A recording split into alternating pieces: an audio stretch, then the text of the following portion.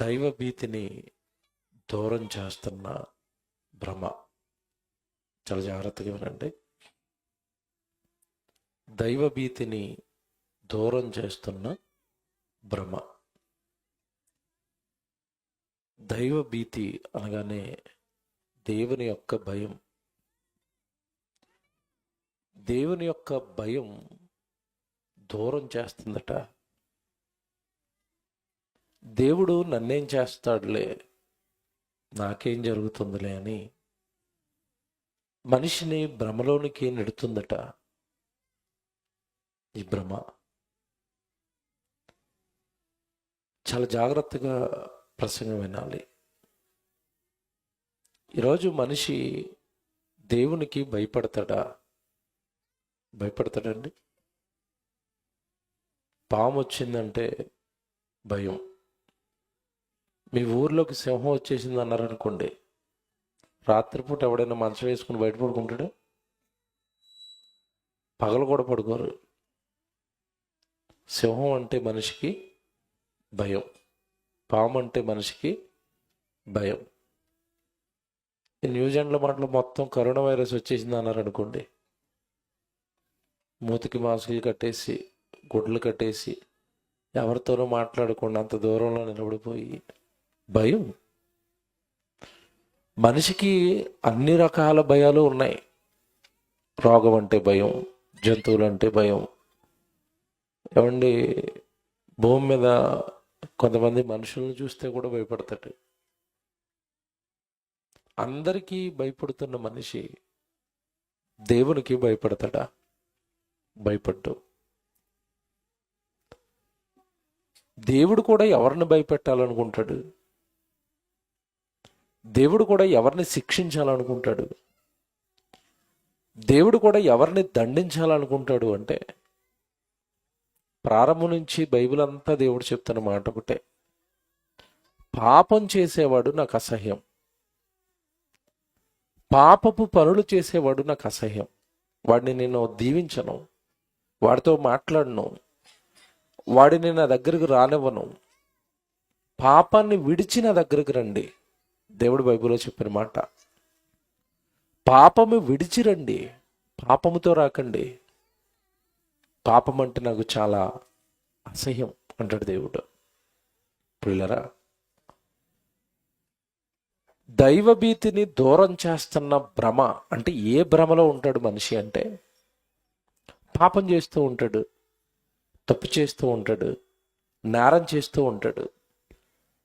ఆ పాపం అనేది మనిషికి ఒక భ్రమ కలిగిస్తుంది. ఆ భ్రమ దేవుడి యొక్క భయాన్ని పోగొడుతుంది.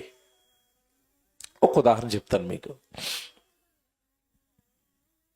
నీ పొరుగువానిది ఏది నువ్వు దోచుకోవద్దు అన్నాడు దేవుడు. పొరుగువానిది ఏది ఆశించొద్దు అన్నాడు దేవుడు. కానీ ఈరోజు మనిషి ఎలా ఆలోచిస్తున్నాడు అంటే, దోచుకుని దాచుకుని నేను వందల వేల కోట్లు ఎకరాల పొలాలు సంపాదించుకుంటాను, నా ఆస్తి నన్ను కాపాడుతుంది, నన్ను దేవుడు ఏం చేస్తాడు? అంతేనా?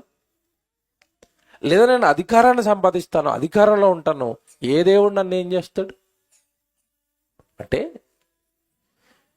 లోకంలో అధికారమో డబ్బో లేదంటే శరీరంలో ఉన్న బలమో అంగబలమో అర్ధబలమో అధికార బలమో, ఈ బలాలన్నీ కూడా మనిషిని ఒక భ్రమలోకి నెట్టాయి. భ్రమ. నీ వెనకాల 100 మంది ఉన్నారా, నిన్ను ఎవడేం చేస్తాడు? నీ వెనకాల అధికారం ఉందిరా, నిన్ను ఎవడేం చేస్తాడు? లేదా నువ్వు సెలబ్రిటీవ్రా, నిన్ను ఎవడేం చేస్తాడు? అంతే కదండి. సినిమా హీరోలు ఎలా ఫీల్ అవుతారు చెప్పండి? సినిమా హీరో వచ్చేలాగా అనగానే 100 మంది వెనకాల పరిగెడుతున్నారు అనుకోండి, ఇక నాకు అడ్డే లేదు, నేను ఎవరిని ఇప్పుడు సెలబ్రిటీని. అంటే ఈ లోకంలో మనుషులు ఈ హోదాలు, డబ్బు, అధికారాలు, లేదా నా చుట్టూ జనం ఉన్నారు, ఫ్యాన్స్ ఉన్నారు, నా కింద చాలామంది అభిమానులు ఉన్నారు, వీళ్ళందరూ నా బలం. ఈ బలంతో నేను ఏ తప్పు చేసినా దేవుడు నన్ను ఏం చేయలేడు దేవుడు అని ఒక భ్రమలో బ్రతుకుతున్నారు. దేవుడు బైబిల్లో ఏం రాయిస్తున్నాడో ఒక మాట చూడాలి. హెబ్రీయులకు రాసిన పత్రిక 3వ అధ్యాయం 1వ వచనం చూద్దాం. బైబిల్లో మానవ జాతికి దేవుడు చేస్తున్న హెచ్చరిక.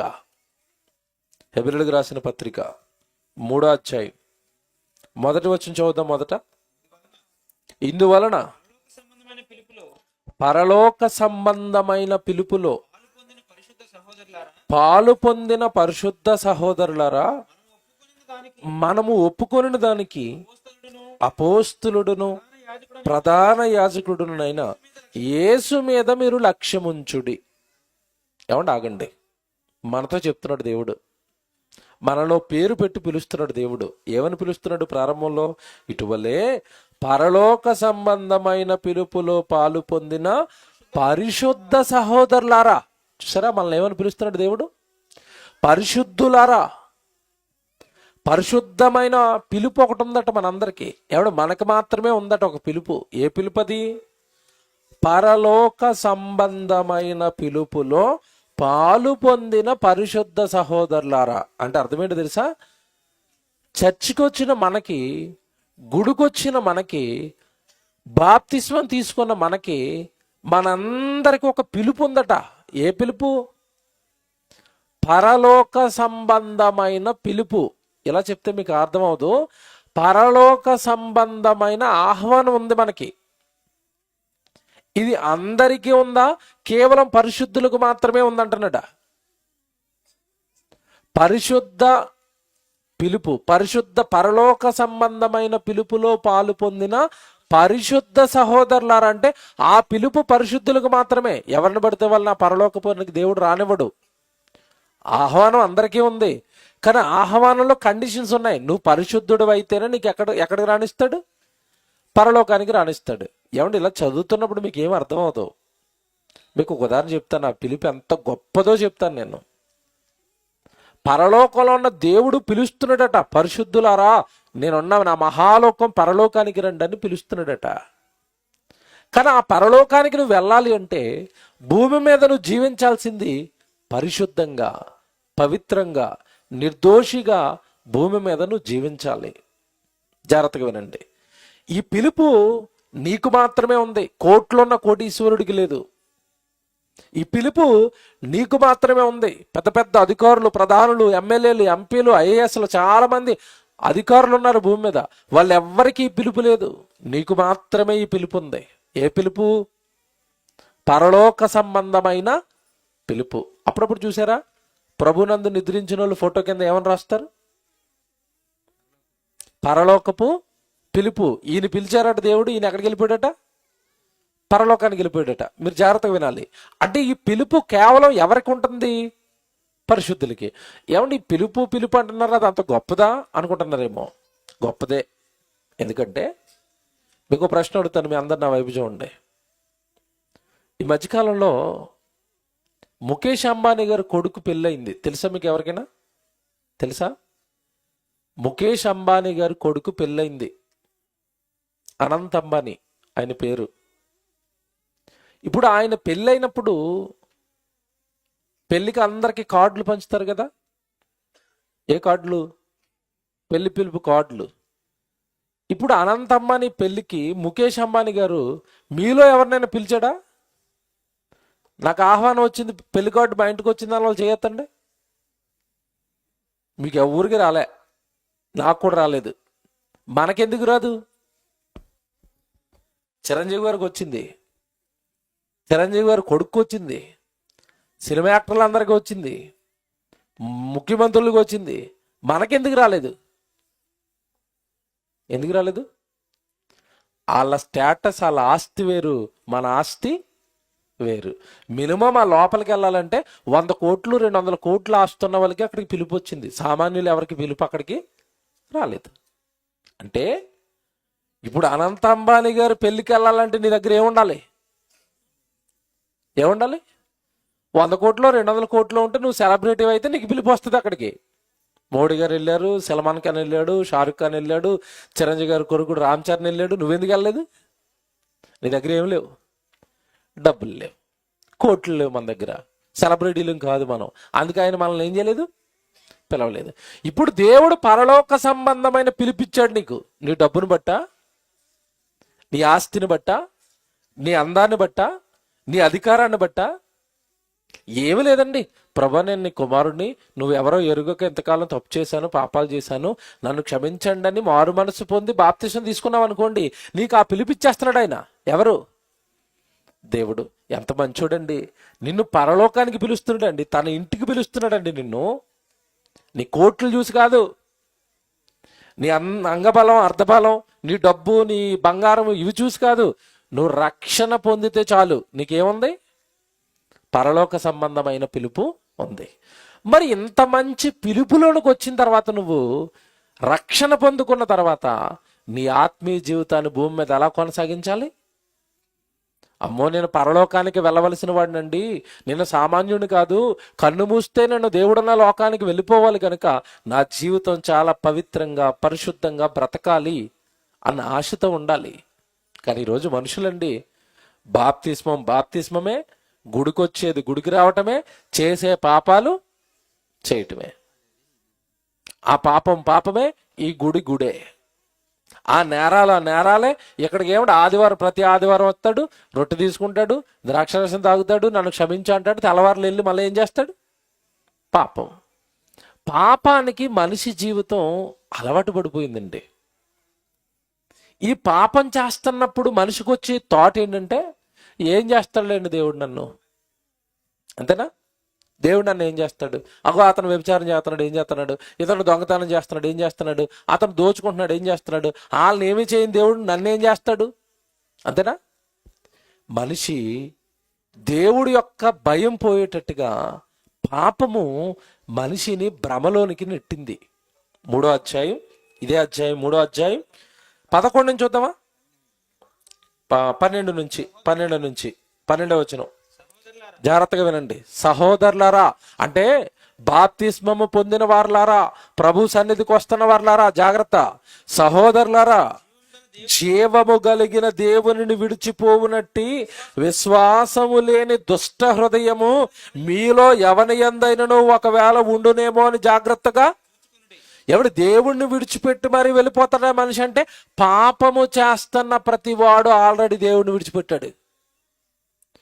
దేవుడి దగ్గర ఉన్నాడు పాపం చేయడు. దేవుడి దగ్గర ఉన్నాడు పాపానికి భయపడతాడు, నేరాలకు భయపడతాడు. ఎవడు తన పాపిష్టి జీవితానికి ఎప్పటికైనా మార్చుకోవడానికి ప్రయత్నిస్తూ ఉంటాడు. అలా నువ్వు చేయటం లేదు అంటే నువ్వెప్పుడో దేవుడిని విడిచిపెట్టావు, చచ్చిపోయిన తర్వాత నరకానికి సిద్ధమవుతున్నావు. అయితే ఇక్కడ ఒక మంచి మాట చెప్తాడు 13వ వచనంలో, నేడు ఇదిగో మీరు ఆయన శబ్దమును వినని ఎడల కోపము పుట్టించినప్పటి వలె మీ హృదయములను కఠినపరచుకొనకూడని ఆయన చెప్తున్నాడట. మీ హృదయాలను ఏం చేసుకోవద్దు అంటున్నాడు? ఆయన శబ్దం అంటే ఆయన వాక్యము విన్న తర్వాత దయచేసి మీ హృదయాలను కఠినపరచుకోకండి పాపం విషయంలో అని చెప్పి ఇప్పుడు చెప్తున్నాడు. చూడండి, పాపము వలన కలుగు భ్రమ చేత మీలో ఎవడును కఠినపరచబడకుండునట్లు అన్నాడు. ఆగండి, ఇది ఆలోచించాలి మనం. పాపము వలన కలుగు భ్రమ చేత మీలో ఎవడును కఠినపరచబడకుండునట్లట. అంటే పాపము నిన్ను భ్రమలోనికి తీసుకెళ్ళిపోతుందట. ఆ భ్రమ నిన్ను ఏం చేస్తుందట? కఠినంగా పార్చేస్తుంది. నన్నేం చేస్తాడు దేవుడు? దేవుడు భయం ఉండనివ్వదు నీకు. ఇక అమ్మో దేవుడండి, దేవుడు సన్నిధికి వెళ్ళకపోతే ఎలాగండి, దేవుడికి ఇవ్వకపోతే ఎలాగండి, దేవుడు వద్దన్న ఈ పాపం నేను చేస్తే ఎలాగండి, అసలు ఇవేవి మనిషి జీవితంలో ఉండవండి. కఠినమైపోతాడండి. ఎన్ని ప్రసంగాలు విన్నవ్వండి, మారడండి మనిషి. ఎన్ని దేవుడి మాటలు చెప్పండి, కఠినమైపోయాడు. ఇతన్ని కఠినపరిచింది ఏదట? పాపము వలన కలుగు భ్రమ. ఏమంటే పాపము వలన భ్రమ కలిగిందట, భ్రమలో మనిషి కఠినమైపోయాడట. ఏమంటే పాపము వలన కలుగు భ్రమ ఏంటి? పాపము భ్రమ కలిగించటం ఏంటి? నేను చెప్తాను. పాపం అంటే అర్థం ఏంటి చెప్పండి మొదట. పాపం అంటే అర్థం ఏంటి మీకు తెలిసింది చెప్పండి. మీకు తెలుసు పాపం అంటే ఏంటి? ఆజ్ఞ అతిక్రమం పాపం అంటే అర్థం. దేవుడు ఏదైతే చేయొద్దన్నాడో అది మనం చేయటం పాపం, అంతేనా? అబద్ధాలు ఆడొద్దు అన్నాడు, ఆడితే నేను అబద్ధాలు ఆడట్లేదు అన్న వాళ్ళు చేయొద్దని. మోహపు చూపు పాపం అన్నాడు, నేను ఏ స్త్రీని ఆ తప్పుడు చూపుతో నేను చూడనండి, స్త్రీ చూడగానే ఇలా కిందకి వేసుకుంటాను. ఎవరైనా చేయొద్దండి, నేను చూడట్లేదని. మోహపు చూపు పాపం, వ్యభిచారం. అబద్ధాలు పాపం, వ్యభిచారం పాపం, దొంగతనాలు పాపం. ఎవడి సహోదరుని అనవసరంగా అతని మనసు నొప్పించేటట్టుగా మాట్లాడటం పాపం. నీ సహోదరుని ఏమనొద్దన్నాడు తెలుసా? వ్యర్థుడా అనొద్దన్నాడు. నువ్వు వేస్ట్ రా అనకూడదు ఎవరిని. ఎవరు వేస్ట్ కాదు, అందరూ దైవ కుమారులు, అందరూ దేవుని కుమార్తెలు, దేవుని యొక్క కారణ జన్ములు మనుషులు. నువ్వు వేస్ట్, వృధా నువ్వు ఎలాగంటావు? అంటే మన నోరు, మన కళ్ళు, మన చేతులు, మన హృదయం, మన తలంపులు, మన ఆలోచనలు మన కంట్రోల్లో లేకుండా మనుషులు చేసే ప్రతిదీ కూడా ఏమన్నాడు దేవుడు? పాపం. ఆజ్ఞ అతిక్రమం పాపం. నా వైపు చూడండి. వ్యభిచారం చేయొద్దు అన్నాడు, దొంగతనం చేయొద్దు అన్నాడు, నరహత్య చేయొద్దు అన్నాడు. అవి నువ్వేమంటున్నావు ఇప్పుడు? పాపం. పాపం అంటే ఇంతేనా, ఇంకేమైనా ఉన్నాయా? పాపం అంటే ఇంతేనా, ఇంకేమైనా ఉన్నాయా? పాపానికి ఒక అర్థం తెలుసు మీకు, నేను రెండో అర్థం కూడా చెప్తాను ఈరోజు. మీలో ఇక్కడ కూర్చున్న వాళ్ళు చాలామంది అంటారు, నేను వ్యభిచారం చేయట్లేదు బాబు, నేను దొంగతనం చేయట్లేదు బాబు, నేను ఏమి అబద్ధాలు ఆడను, నా జీవితం ఏదో నేను బతుకుతున్నాను ప్రభు అనుకుంటా, కాబట్టి నువ్వు అంటున్న పాపం నా మీద లేదంటావు నువ్వు. దేవుడు చెయ్యొద్దు అన్నది చెయ్యొద్దు అన్నది చేస్తే పాపమైతే, దేవుడు చెయ్యమన్నవి చేయకపోవటం పాపమా కదా? బాగా వినాలి, నా వైపు చూడాలి. నేను వ్యభిచారం చేయట్లేదండి, నేను దొంగతనం చేయట్లేదండి, నేను నరహత్యలు చేయట్లేదండి, నేను మంచోడిని అంటావు నువ్వు. నేననేది ఏంటంటే, దేవుడు వద్దన్నవి మానేసావు, దేవుడు చెయ్యమన్నవి చేస్తున్నావా? ఏం చేయమన్నాడు దేవుడు? రోజు ప్రార్థన చేయమన్నాడు, చేస్తావా? ఆహారం తినే ప్రతిసారి ప్రార్థన చేసుకుని తినమన్నాడు, చేస్తావా? చెయ్యవు. రోజు దివారాత్రాలు బైబిల్ ధ్యానించిన వాడు ధన్యుడు అన్నాడు, బైబిల్ తీస్తావా అసలు నువ్వు ఇంట్లో? ఆదివారం తప్ప బైబిల్ తీయం, ప్రార్థన చెయ్యం. దేవుడికి నీకు కలిగిన దాంట్లో దేవుడికి ఇయ్యు అని చెప్పాడు. దేవుడికి ఎంతమంది ఇస్తారు చెప్పండి? ఎవరు? ఇవన్నీ పక్కకు పెడితే దేవుడు ప్రధానంగా చెప్పింది, మీరు సర్వలోకమునకు వెళ్ళి సర్వ సృష్టికి మీరు ఏం చేయాలి? సువార్త ప్రకటించండి అన్నాడు. ఇప్పుడు వ్యభిచారం చేయొద్దు అన్నాడు, మానేసావు, బాగుంది, మంచోడివి. దొంగతనం చేయొద్దు అన్నాడు, మానేసావు, మంచోడివి. అబద్ధాలు ఆడొద్దు అన్నాడు, మానేసావు, మంచోడివి. మరి సువార్త చేయమన్నాడు, ఇది పాపం కాదా? చాలా మందికి తెలీదు. వద్దన్నవి మానేశారండి, మరి చేయమన్నవి ఇది మీకు అర్థం కాదు. పిల్లోడు స్కూల్కి వెళ్తున్నాడు, వెళ్తున్నప్పుడు మాస్టర్ అన్నాడు, రైట్ నువ్వు రేపు నుంచి అలా చింపురు జుడితో వచ్చావంటే నేను ఊరుకోను, చక్కగా కటింగ్ వేసుకుని నూనె రాసుకుని పాపుడు తీసుకుని రా అన్నాడు. ఎస్ సార్ చేస్తాను సార్ అన్నాడు. మాస్టర్ వద్దన్నాడు. అది ఏమొద్దన్నాడు అంటే, చింపురు జుట్టు పెద్ద జుట్టు వద్దన్నాడు, కటింగ్ వేయించుకోమన్నాడు. కటింగ్ వేయించుకున్నాడు. రెండు పొద్దున్న వచ్చేటప్పుడు రోజు స్నానం చేసి శుభ్రంగా బట్టలు వేసుకుని షూలు వేసుకుని రారా అన్నాడు. అలాగే సార్ మీరు చెప్పినట్టుగా చేస్తున్నాడు. ఈ మాస్టర్ వద్దన్నవన్నీ మానేశాడు. మాస్టర్ చెయ్యమన్నది ఒకటి ఉంటుంది, ఏం చేయమంటాడు? నేను చెప్పినవన్నీ పుస్తకంలో రాసుకుని ఇంటికి వెళ్ళి హోంవర్క్ చేయన్నాడు. ఇప్పుడు కటింగ్ వేయించుకున్నాను కదా, షూలు వేయించుకున్నాను కదా అని హోంవర్క్ చేయకుండా వచ్చాడు అనుకోండి స్కూల్కి. మీరు చెప్పినవన్నీ చేశానండి అంటే, ఎక్కడ చేసావురా హోంవర్క్, ఎక్కడ చేసావు అంటాడు. నడ్డు ఎరగొడతాడా? వద్దు అన్నవి మానేయాలి, చెయ్యి అన్నవి చెయ్యాలి. వద్దు అన్నవి మానకపోవటం ఎంత పాపమో, చెయ్యి అన్నవి చేయకపోవటం కూడా అంతే పాపం. ఏమంటే బైబిల్లో ఉందా ఇలాగా? మీకు మాట చెప్తున్నాను, బైబిల్లో దేవుడు రాయిస్తేనే మా నోట్లోంచి ఆ మాట వస్తుంది. దేవుడు చెప్పాలి, దేవుడు రాయించాలి, అదే దైవజనుడు మాట్లాడాలి. నీకు బుర్రలో పుట్టిందల్లా మాట్లాడకూడదు, తప్పది. దైవ వ్యతిరేకం అది, దైవ వేదిక, దేవుని పిల్లలు, దేవుడు చూస్తూ ఉంటాడు ఏం చెప్తారా అని. ఆయన చెప్పినవి చెప్పాలి తప్ప మన సొంత ఆలోచనలు, సొంత మాటలు చెప్పకూడదు. వ్యభిచారం చేయొద్దు అన్నాడు, నరహత్య చేయొద్దు అన్నాడు, దొంగతనాలు చేయొద్దు అన్నాడు, అబద్ధాలు ఆడొద్దు అన్నాడు, ఎవరికి హాని చేయొద్దురా అన్నాడు, నీతిగా బ్రతకరా అన్నాడు, న్యాయంగా బ్రతకరా అన్నాడు, బూతులొద్దు అన్నాడు, సరసోక్తులొద్దు అన్నాడు. ఇవన్నీ నువ్వు మానేసావు, మంచోడివే.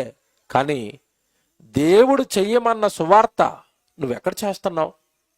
ఇదిగో దేవుడి కోసం ప్రతి గ్రామంలోనూ ఇలాంటి సభలు పెట్టించి నమ్మని వారిని అనేక మందిని అక్కడ నడిపించి నీ తండ్రి గురించి నువ్వు చెప్పు నాన్న అన్నాడు. నువ్వు సువార్త పని ఎక్కడెత్తుకున్నావు? యవ్వన కాలమున కాడి మోయుట నరునికి మేలు. ఏంటా కాడి అంటే సువార్త కాడెత్తుకోండి అన్నాడు. ఒకవేళ కాడెత్తుకోను ఆ మేలు నేను జనాంగానికి చెయ్యను అంటే ఇప్పుడు దేవుడు చెప్తున్న మాట చూడాలి మీరు. యాకోబు గారు రాసిన పత్రిక 4వ అధ్యాయం 17వ వచనం.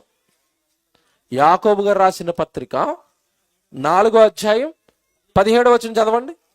కాబట్టి మేలైనది చేయ ఎరిగియు అలాగు చేయని వానికి ఏం కలుగుతుందటండి? ఏం చేయకపోతే కలుగుతుందట పాపం? మేలైనది చెయ్యాలి అని తెలుసు కానీ అది చేయట్లేదట. అప్పుడు వాడికి ఏం కలుగుతుందట? పాపం. యవ్వన కాలమున కాడి మొయ్యాలి. నేను యవ్వనంలోకి వచ్చేసరికి నా దేవుడి యొక్క సువార్త భారాన్ని నా భుజాలపైన పెట్టుకోవాలి. నా నోరు దేవుడి గురించి మాట్లాడాలి. నా చేతులు కష్టపడిన కష్టార్జితంతో నా తండ్రికి సేవ జరగాలి. నా పాదాలు సువార్త నిమిత్తమై కదలాలి. నా కళ్ళు ఆయన వాక్యం చదవాలి. నా చెవులు ఆయన మాటలు వినాలి. సర్వం, నా దేహంలో ఉన్న సర్వం, ప్రతి అవయవము దేవుడి కొరకు ఉపయోగపడాలి. ఇది నాకు తెలుసు. దేహం దేవుడిదని తెలుసు. దేహం దేవుడు అనుగ్రహించాడని తెలుసు. సజీవ యాగంగా ఆ దేహాన్ని దేవుడికి ఇవ్వాలని తెలుసు. సువార్తకి వెళ్ళాలని తెలుసు. సువార్తకి ఇవ్వాలని తెలుసు. కానీ ఏమి చెయ్యం. అప్పుడు దేవుడు మనల్ని మంచోళ్ళు అంటాడా పాపులు అంటాడా? మేలైనది చేయ ఎరిగియు అలాగు చేయని వానికి. మీరు బాధపడినట్టు చెప్తానండి. చాలామంది మమ్మల్ని అయ్యా నా కోసం ప్రార్థన చేయ్యా, నాకు బాగోలేదయ్యా, లేదంటే మా కుటుంబం బాగోలేదయ్యా, ప్రార్థన చేయ్యా అంటారు. మేము ఏదో భక్తులేమో అనుకుని అయ్యా దేవా తండ్రి మరి ఈవిడ పెద్ద విశ్వాసం అండి, బిడ్డ అడుగుతుందండి, ఈవిడ కొంచెం జ్ఞాపకం చేసుకోండి అంటాం. అలాగేనయ్యా వెళ్ళరా అంటది. ఏమన్నా నేను చాలా మందిని చూశానండి. దైవజనుడు ఇంటికి వస్తే ప్రార్థన చేయించుకుంటే దేవుడు నన్ను కరుణిస్తాడు, దేవుడు నన్ను బాగు చేస్తాడు, విశ్వాసం మంచిదే. కానీ ఈ ప్రార్థన చేయించుకున్న వాళ్ళలో చాలా మంది ఇక్కడికి వచ్చి వాక్యం వినరు, ఇంట్లో పడుకుంటూ ఉంటారు. ఇప్పుడు నువ్వు నటిస్తున్నావా దేవుడి దగ్గర? అక్కడ దేవుడి సన్నిధి జరుగుతుంది, దేవుడి వాక్యం జరుగుతుంది, దేవుడు ప్రజలందరూ వచ్చి దేవుడికి చప్పట్లు కొడుతున్నారు, దేవుడికి స్తోత్రాలు చెప్తున్నారు, దేవుడు మాటలు వింటున్నారు, దేవుడు పాటలు చూస్తున్నారు. ఆ సన్నిధిలో నేను కూర్చోవాలన్న భయం నీకు లేకుండా నేను వచ్చి ప్రార్థన చేస్తే దేవుడు నేను కరుణించేస్తాడా? ఇది నటన కాదండి, ఇది నటన కదా. దేవుడి దగ్గర మేలైనది ఏదో నీకు తెలుసు. దేవుడి సన్నిధిలో కూర్చుంటే నాకు మేలని తెలుసు, దేవుడు వాక్యం వింటే నాకు మేలని తెలుసు, అది దేవుడి సన్నిధి అని తెలుసు, దేవుడి పిల్లలు అందరూ వస్తున్నారని తెలుసు. చాలా మంది రారండి. ఇప్పటికీ చూడండి, మీ గ్రామంలోనే ఇళ్లలో పడుకుని అలా దొలుతా ఉంటారు మంచం మీద. ఆ మంచమే స్వర్గవికాలకి. ఆ మంచాన్ని వదలరు, ఆ ఇల్లు వదలరు. ఏటో మరి ఏం పెట్టుకున్నారో ఏం దాచుకున్నారో ఇంట్లో అర్థం అవుదండి. దేవుడి దగ్గరికి రారు. మేలైనది దేవుడి సన్నిధికి వెళితే నాకు మేలు జరుగుతుందని తెలిసి కూడా నువ్వు ఇంట్లో ఉండిపోతున్నావంటే అది నీకు ఎలా మారిపోద్దట? పాపం. అంటే పాపం అంటే ఇంతకాలం మీరు ఏమనుకున్నారో? దేవుడు చెయ్యమన్నవి ఏది చెయ్యకపోయినా నీకేం కలుగుతుంది? పాపం. వద్దు అన్నవి మానేయటం ఎంత ముఖ్యమో, చెయ్యి అన్నవి చెయ్యకపోవడం కూడా అంతే ముఖ్యం. దేవుడి సన్నిధికి రాకపోతే ఇంక దేవుడేం అర్థమవుతాడండి? దేవుడి దగ్గరకు వచ్చి కూర్చోకపోతే దేవుడేం ప్రేమిస్తాడండి? దేవుడి దగ్గర కూర్చోకపోతే దేవుని ప్రార్థన ఎందుకంటాడండి? నా దగ్గరికి మొదట నువ్వు రావాలి, అప్పుడు నేను నీ దగ్గరకు.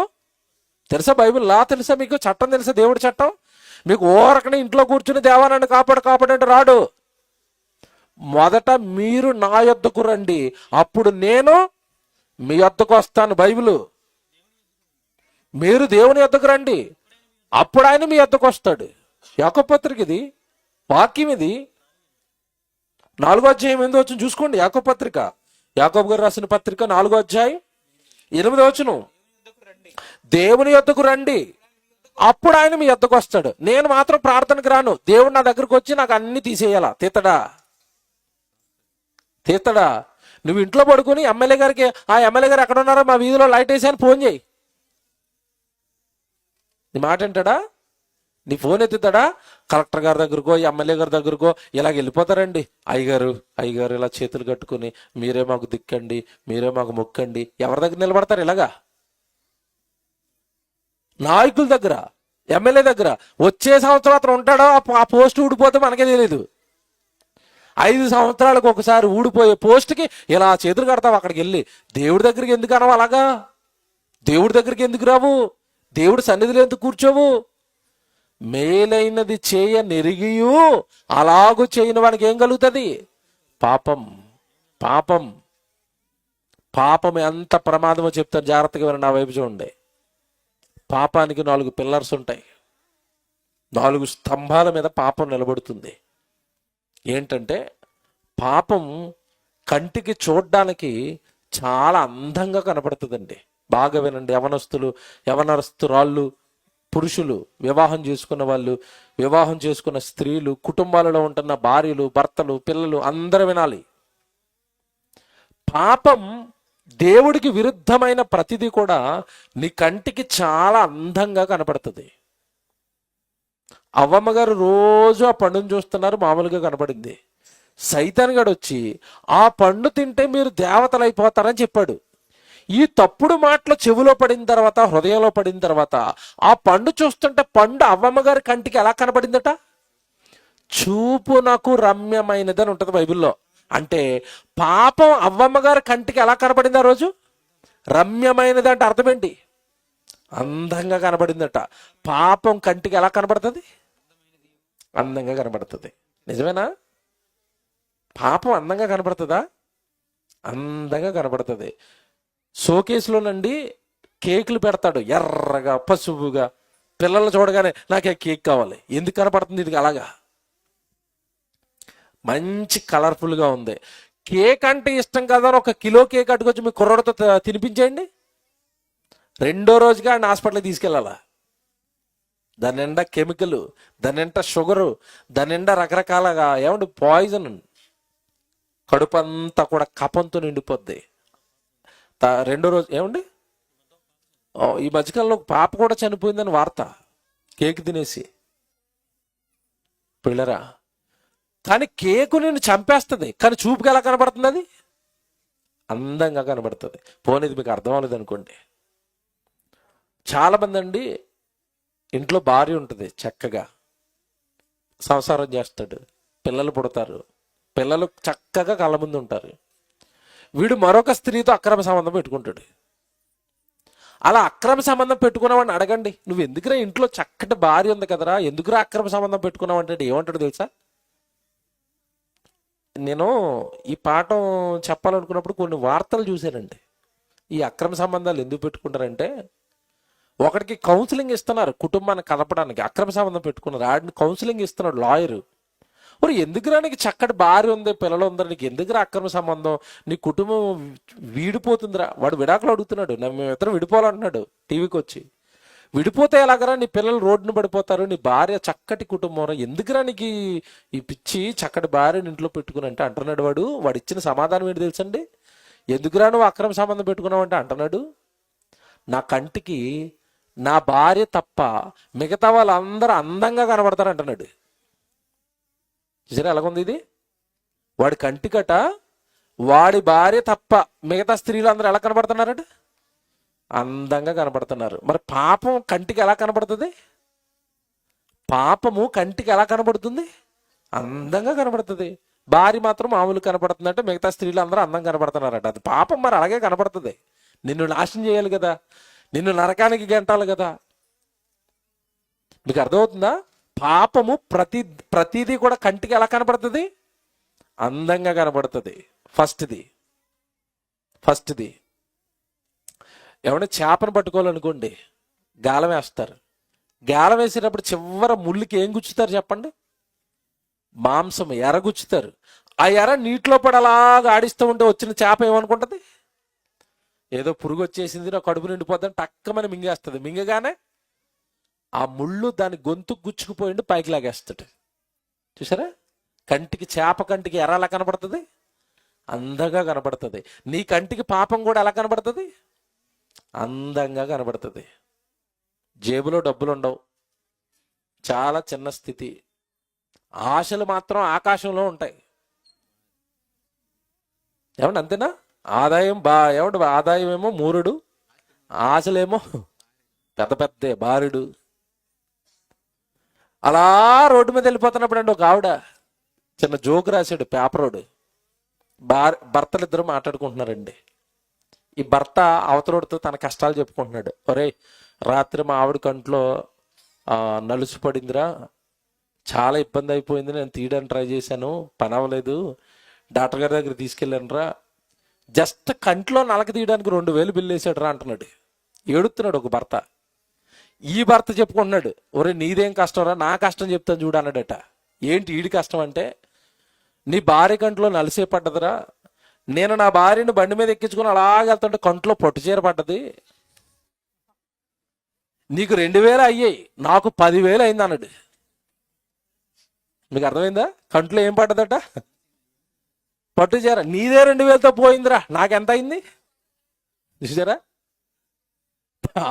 జేబులో డబ్బులు లేవండి, నా వల్ల అవదండి.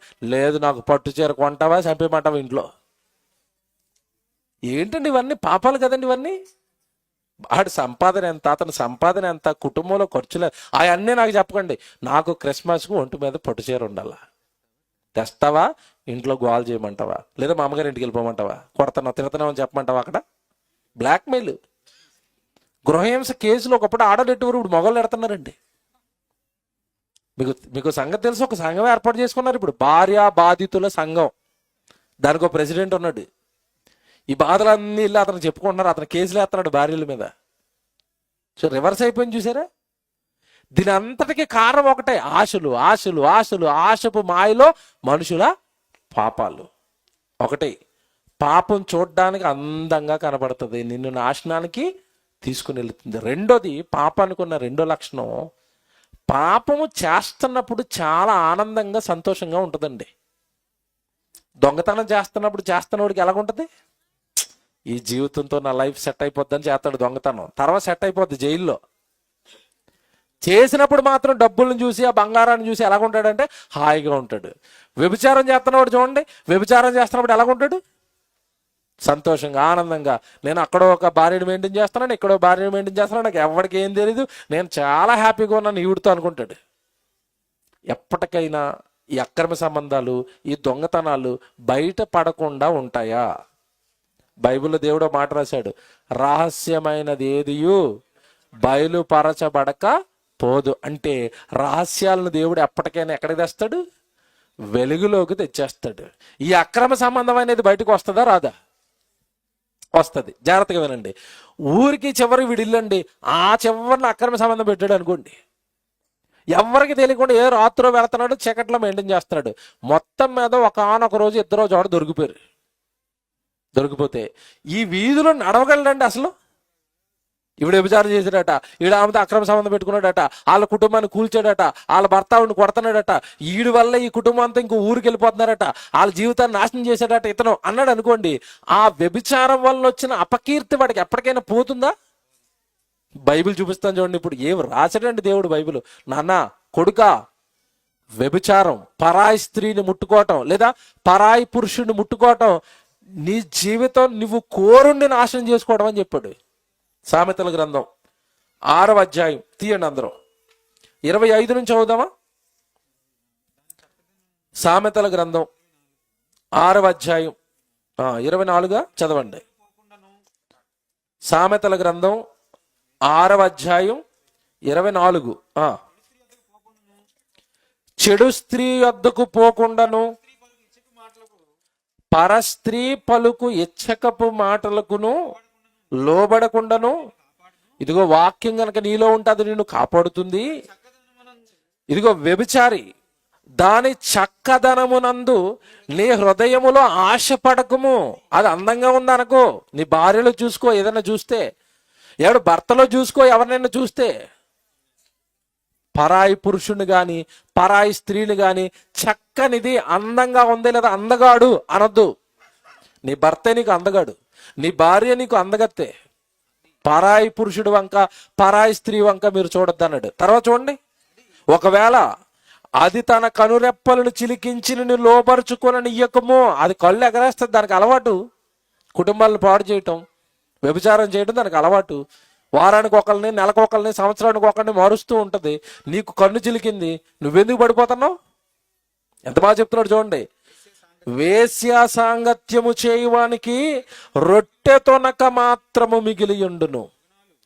మగనాలు మిక్కిలి విలువగల ప్రాణమును వేటాడును. ఒకడు తన ఒడిలో అగ్ని ఉంచుకొని ఎడల వాని వస్త్రము కాలకుండునా? ఒకడు నిప్పుల మీద నడిచిన ఎడల వాని పాదమును కమలకుండునా? తన పొరుగు వాని భార్యను కూడువాడు ఆ ప్రకారమే నాశనమగును. ఆమెను ముట్టువాడు శిక్ష తప్పించుకొనకుండును. చెప్పేశాడు చూసారా? పరాయి స్త్రీని ముట్టుకుంటున్నావు, అది పాపం, దానికి శిక్ష నువ్వు తప్పక అనుభవిస్తావన్నాడు. ఇది పురుషుడికే కాదు, స్త్రీకి కూడా చెప్తున్నాడు, స్త్రీలకు చెప్తున్నాడు. కుటుంబాన్ని కూల్చుకోకండి, వ్యభిచారాల బాట పట్టకండి. తప్పిది, దేవుడి దృష్టికి నేరం ఇది, దేవుడి దృష్టికి పాపం ఇది. తప్పక దేవుడు శిక్షిస్తాడు. కిందకి చదవండి, 32వ వచనం. 32. జారత్వము జరిగించువాడు కేవలము బుద్ధిశూన్యుడు, ఆ కార్యము చేయువాడు స్వనాశనమును కోరువాడే. ఈ వ్యభిచారం చేసేవాడు దేని కోరుకుంటున్నాడట? స్వనాశనం అంటే సొంతగా నాశనానికి వెళుతున్నాడు. నెక్స్ట్, వాడు దెబ్బలకును అవమానమునకును పాత్రుడగును, వానికి కలిగిన అపకీర్తి. చూసారా? వీడు వ్యభిచారి, వీడి వ్యభిచారి, వీడి వ్యభిచారి, లేదా ఈ వ్యభిచారం చేసింది. ఆ అపకీర్తి ఎన్నటికీ తొలగిపోదు. మీకు మాట చెప్పనండి, నా వైపు చూడండి, వినండి జాగ్రత్తగా. అపకీర్తి తొలగిపోదు అంటే మనుషులు మంచోళ్ళండి. నువ్వు తెలుసో తెలియకో పొరపాటు చేస్తావు, తప్పు చేస్తావు, పాపం చేస్తావు, వ్యభిచారం చేసావు అనుకోండి. ఈ విషయం ప్రజలకు తెలిసింది అనుకోండి, నిన్ను ఎంతకాలం అంటారు వ్యభిచారం చేసావని? ఎంతకాలం అంటారు చెప్పండి? చచ్చిపోయేంత వరకు ఆమె ఏం చేసింది అంటారు? వ్యభిచారం చేసింది. దేవుడు మంచోడని క్షమిస్తాడు, కానీ మనుషులు మర్చిపోతారా? మనుషులు క్షమిస్తారా? అతనికి కలిగిన అపకీర్తి ఎన్నటికీ తొలగిపోదు. ఎందుకు కోరుండి జీవితాన్ని నాశనం చేసుకోవటం? ఎందుకు ప్రజల మధ్యలో దోషిగా నిలబడటం? ఎందుకు ప్రజల ముందు అపరాధిగా, నేరస్తుడిగా నిలబడటం? ఇంకో మాట రాశాడు అక్కడ దేవుడు, వాడికి కలిగిన దెబ్బ ఏమంటే వాడు దెబ్బలకును అవమానమునకును పాత్రుడగును. అప్పుడప్పుడు చూడండి, హోటల్ రూమ్లో ఇద్దరు దొరికిపోయారు అనుకోండి, పోలీసు వాళ్ళని తీసుకెళ్ళి ఇప్పుడు ఏం చేస్తూ ఉంటది? కొట్టడం. కొన్ని చోట్ల చెట్లు కట్టేసి కొట్టడం, అవమానించటం. వీడు వ్యభిచారి, వీడు వ్యభిచారి, వీడు వ్యభిచారి అని పదే అందరూ తిట్టడం అవసరం అండి? దేవుడిచ్చిన పవిత్రమైన దేహాలు, దేవుడిచ్చిన పవిత్ర హృదయాలు, దేవుడిచ్చిన చక్కటి జీవితాన్ని ఎందుకు నాశనం చేసుకోవటం? ఇంట్లో నీ భార్య ఉంది కదా, ఇంట్లో నీకు భర్త ఉన్నాడు కదా. ఒకవేళ యవనస్తులైతే చెప్తున్నాను, మీరు వివాహం చేసుకోండి, మీ భార్యలతో ఉండండి, మీ భర్తలతో ఉండండి. తప్పులు, పాపాలు, నేరాలు ఈ దేహాలతో జరిగించకండి. అది పాపం. చేస్తున్నప్పుడు నీకు హాయిగా ఉంటుంది, కానీ నీ జీవితాన్ని సంవత్సరాలు ఆ పాపం నిన్ను వెంటాడేస్తుంది.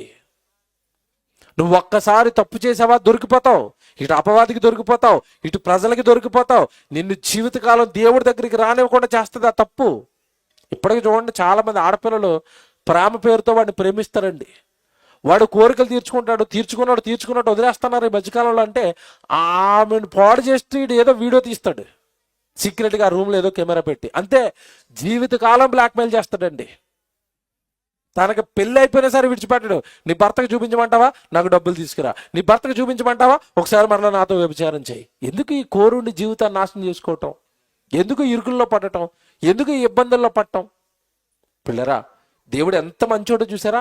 పాపము నిన్ను భ్రమ కలిగిస్తుంది. ఆ భ్రమ దేవుడు భయాన్ని పోగొడుతుంది. వ్యభిచారం చేసేవాడికి దేవుడు భయం ఉండదు.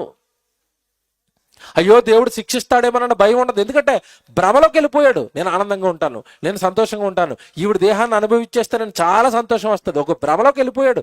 భ్రమండిదంతా భ్రమ.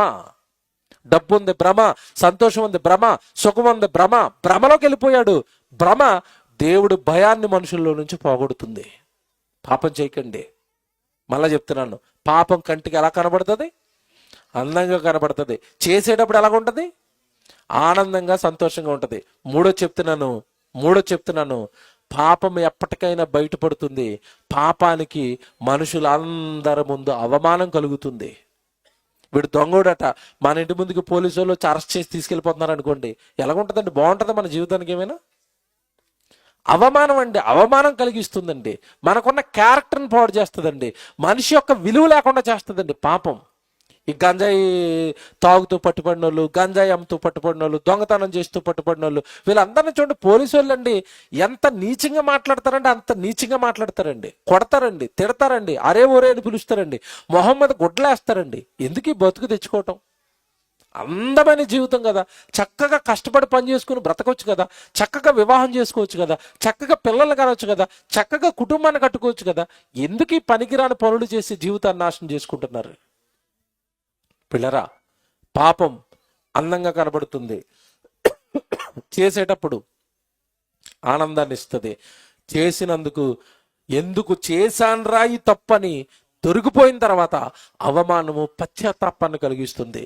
4వది చెప్తున్నాను, నువ్వు తప్పులు చేస్తే, పాపాలు చేస్తే ప్రజలకు దొరకకుండా, చట్టాలకు దొరకకుండా చేయొచ్చేమో. నువ్వు ఎవరికి దొరకకపోయినా దేవుడికి తప్పక నువ్వేం చేస్తావు? దొరికిపోతావు. తప్పు చేసిన వాడు ఎవడని శిక్షించకుండా దేవుడు విడిచిపెట్టడు. 4వది ఇదే. చివరికి నిన్ను దేవుడి చేతుల్లో పడేస్తుంది. దేవుడు విడిచిపెడితే జీవితం ఎంత భయంకరంగా మారిపోతుందో పాపం నీకు అర్థం చేయిస్తుంది. చాలా భయంకరమైందండి పాపం. మనం పరిశుద్ధులమండి, పరలోకానికి వెళ్ళవలసిన వాళ్ళమండి. ఎందుకు ఈ పాపపు లోకంలో ఈ పాపపు చేష్టలు మనకి ఎందుకు చెప్పండి? ఎలాగొక ఆయన దొరికిపోయాడు పాపానికి. బైబిల్లో ఆయన జీవితాన్ని చూపిస్తాను నేను. చివరి రోజు కదా, పాపానికి దొరికిపోయాడండి ఒక ఆయన. చాలా మంచోడు, భక్తుడు, పవిత్రుడు, దివారాత్రాలు బైబిల్ చదివినవాడు దావీదు గారు. చాలా గొప్పవాడండి, దేవునికి ఇష్టడు. నా ఉద్దేశాలనే నెరవేరుస్తాడు అన్నాడు. అంత గొప్పవాడండి. ఒకానొక బలహీన టైంలో పాపంలో పడిపోయాడు దావీదు గారు. మీకు తెలియదు కాదు ఎక్కడ పడ్డాడు పాపంలో అంటే, ఒక పక్క వసంతకాలంలో అమ్మోనీయులతో యుద్ధం జరుగుతుంది. యుద్ధానికి వెళ్ళవలసిన దావీదు అంతఃపురంలో ఉండిపోయాడు. అంతఃపురంలో మేడపైన తిరుగుతున్నాడు. దూరంగా ఎవరోనండి, ఒక చిన్న సైనికుడు అండి, ఉరియా, తన భార్య స్నానం చేస్తుంది. చూశాడు. పాపం చూడకూడదు, అది కళ్ళు తిప్పుకోవాలి. చూసేశాడు. పాపం కంటికి ఎలా కనబడుతుంది? అందంగా కనబడింది. వెంటనే ఆవిడని ఎక్కడ తెప్పించేసుకున్నాడు? రాజు కదండి, రాజు తలుచుకుంటే ఏదైనా జరుగుతుంది. ఆవిడని అంతఃపురాన్ని తెప్పించేసుకున్నాడు. బలవంతంగానండి ఆవిడని పాడు చేసాడండి, వ్యభిచారం చేశాడు, అత్యాచారం చేశాడు. ఓ ఆనందపడిపోయాడు. 3వది, పాపం కంటికి అందంగా కనబడింది. చేసినప్పుడు దావీదుకి ఏమిచ్చింది? ఆనందాన్ని, సంతోషాన్ని ఇచ్చింది. ఇప్పుడు స్టార్ట్ అయింది అసలు విషయం. కొద్ది రోజులుగా ఆవిడ గుర్తుపట్టింది, కబురు పెట్టింది ఆవిడ. ఏమని? నేను గర్భవతిని అయిపోయాను నీ వల్ల. భర్త ఏమో ఎక్కడో యుద్ధంలో ఉన్నాడు. ఈ మచ్చను పోగొట్టుకోవడానికండి దావీదు చేశాడండి ప్రయత్నాలు. చేసిన పాపాన్ని కప్పిపుచ్చుకోవడానికి ఎన్ని ప్రయత్నాలు చేశాడంటే, ఆ ఉరియాను యుద్ధంలో నుంచి అర్జెంటుగా ఇంటికి రప్పించేసి, భోజనం పెట్టి, మద్యం త్రాగించి ఇంటికి వెళ్ళిపోమని చెప్తున్నాడు. అతను ఎంత మంచోడు అంటేనండి, ఉరియా ఎంత భక్తిపరుడు అంటే, ఇంటికి వెళ్ళిపోమని ఏమంటే రాజే సెలవిస్తే యుద్ధంలో నుంచి ఇంటికి వెళ్ళిపోమని, యుద్ధంలో నుంచి ఇంటికి వెళ్లకుండా ఎక్కడ ఉండిపోయాడు తెలుసా? ఆ మనుషులతో దండులోని రాజ్యంలోనే పడుకుండిపోయాడండి. తెల్లవారు పిలిచాడు దావీదు మళ్ళీ. ఏమయ్యా, నేను ఇంటికి వెళ్ళమన్నాడు కదా అంటే, ఇంటికి ఎందుకు వెళ్ళమన్నాడు చెప్పండి దావీదు? ఇంటికి వెళ్ళిపోయి ఆ కాపురం చేసుకుంటే ఆ బిడ్డ అల్లే పుట్టినాడని, నా మీద ఏ పాపం రాదు, నా మీదకి ఏ నేరం రాదని మనిషి ఆలోచించినట్టుగా ఆలోచిస్తున్నాడు తప్ప ఇవన్నీ దేవుడు చూస్తున్నాడు అన్న సంగతి దావీదు గారు మర్చిపోయాడు. పాపము మనుషుల్ని ఏం కలిగిస్తుంది? భ్రమ కలిగిస్తుంది. ఆ భ్రమ దైవభీతిని కూడా మనలో లేకుండా చేస్తుంది. నేరం నెట్టేద్దామని ట్రై చేశాడు. అతను ఇంటికి వెళ్ళలేదు. నేను వెళ్ళను మహాప్రభు, అక్కడ యుద్ధం జరుగుతుంటే నాకు ఇంటికి వెళ్ళాలా, నేను అన్నం తినాలా, నా భార్యతో సుఖపడాలా? చిచ్చిచ్చి, భక్తుడు అన్నవాడు ఎవడో ఇలా చేయడు అన్నాడు. చేసేది లేకుండా తిరిగి మళ్ళీ ఎక్కడికి పంపించాడు తెలుసా? యుద్ధానికి పంపించి అతన్ని చంపించడానికి మర్డర్ ప్లాన్ చేశాడు. ఎక్కడ యుద్ధం ఓరుగా జరుగుతుందో అక్కడ ముందు ఉరియాని పెట్టించండి, చచ్చిపోయేలా చేసిరండి. చివరికి ఉరియా ఏమైపోయాడు? చచ్చిపోయాడు. ఆ వార్త భార్యకి అందింది. భార్య ఏడుపు ఏడుపు ఏడుపు, నా భర్త చచ్చిపోయాడని. ఏడుపు దినాలన్నీ అయిపోయినాయి. అయిపోయిన తర్వాత ఆవిడని తెచ్చి మరలా సొంతంగా భార్యగా పెట్టేసుకున్నాడు. ఇప్పుడు నేను ఒక ప్రశ్న అడుగుతాను, జాగ్రత్తగా వినండి. లోకంలో ఉన్న మనుషులందరికీ దావీదు ఎలా కనబడుతున్నాడు? అయ్యో ఎంత మంచోడండి దావీదు, భర్త చచ్చిపోయాడు, ఒక సైనికుడు చచ్చిపోతే తన భార్యకు మరో జీవితం ఇచ్చి మళ్ళీ అంతఃపురంలోకి రప్పించుకున్నాడు. దావీదు చాలా మంచోడు అనుకున్నారు ప్రజలందరూ. ఇదంతా చూస్తున్న దేవుడు దావీదు ఏమంటున్నాడు చూస్తారా? బాగా వినాలి, బైబిల్లో ఈ మాటలు మీరు రాసుకోవాలి. మీరు తప్పు చేస్తున్నప్పుడు, పాపం చేస్తున్నప్పుడు మీరు లోకం అంతా మిమ్మల్ని పొగుడుతూ ఉంటుంది. అప్పుడు మీరు ఏమనుకుంటారంటే, అందరూ నన్ను మంచోడిని అంటున్నారండి, దేవుడు ఏం చేస్తాడులే నన్ను అనుకుంటారు. నువ్వు మనుషుల దృష్టికి మంచోడు అయితే సరిపోదు. యథార్థంగా, పవిత్రంగా, పరిశుద్ధంగా ఎవరి దృష్టికి కనపడాలి?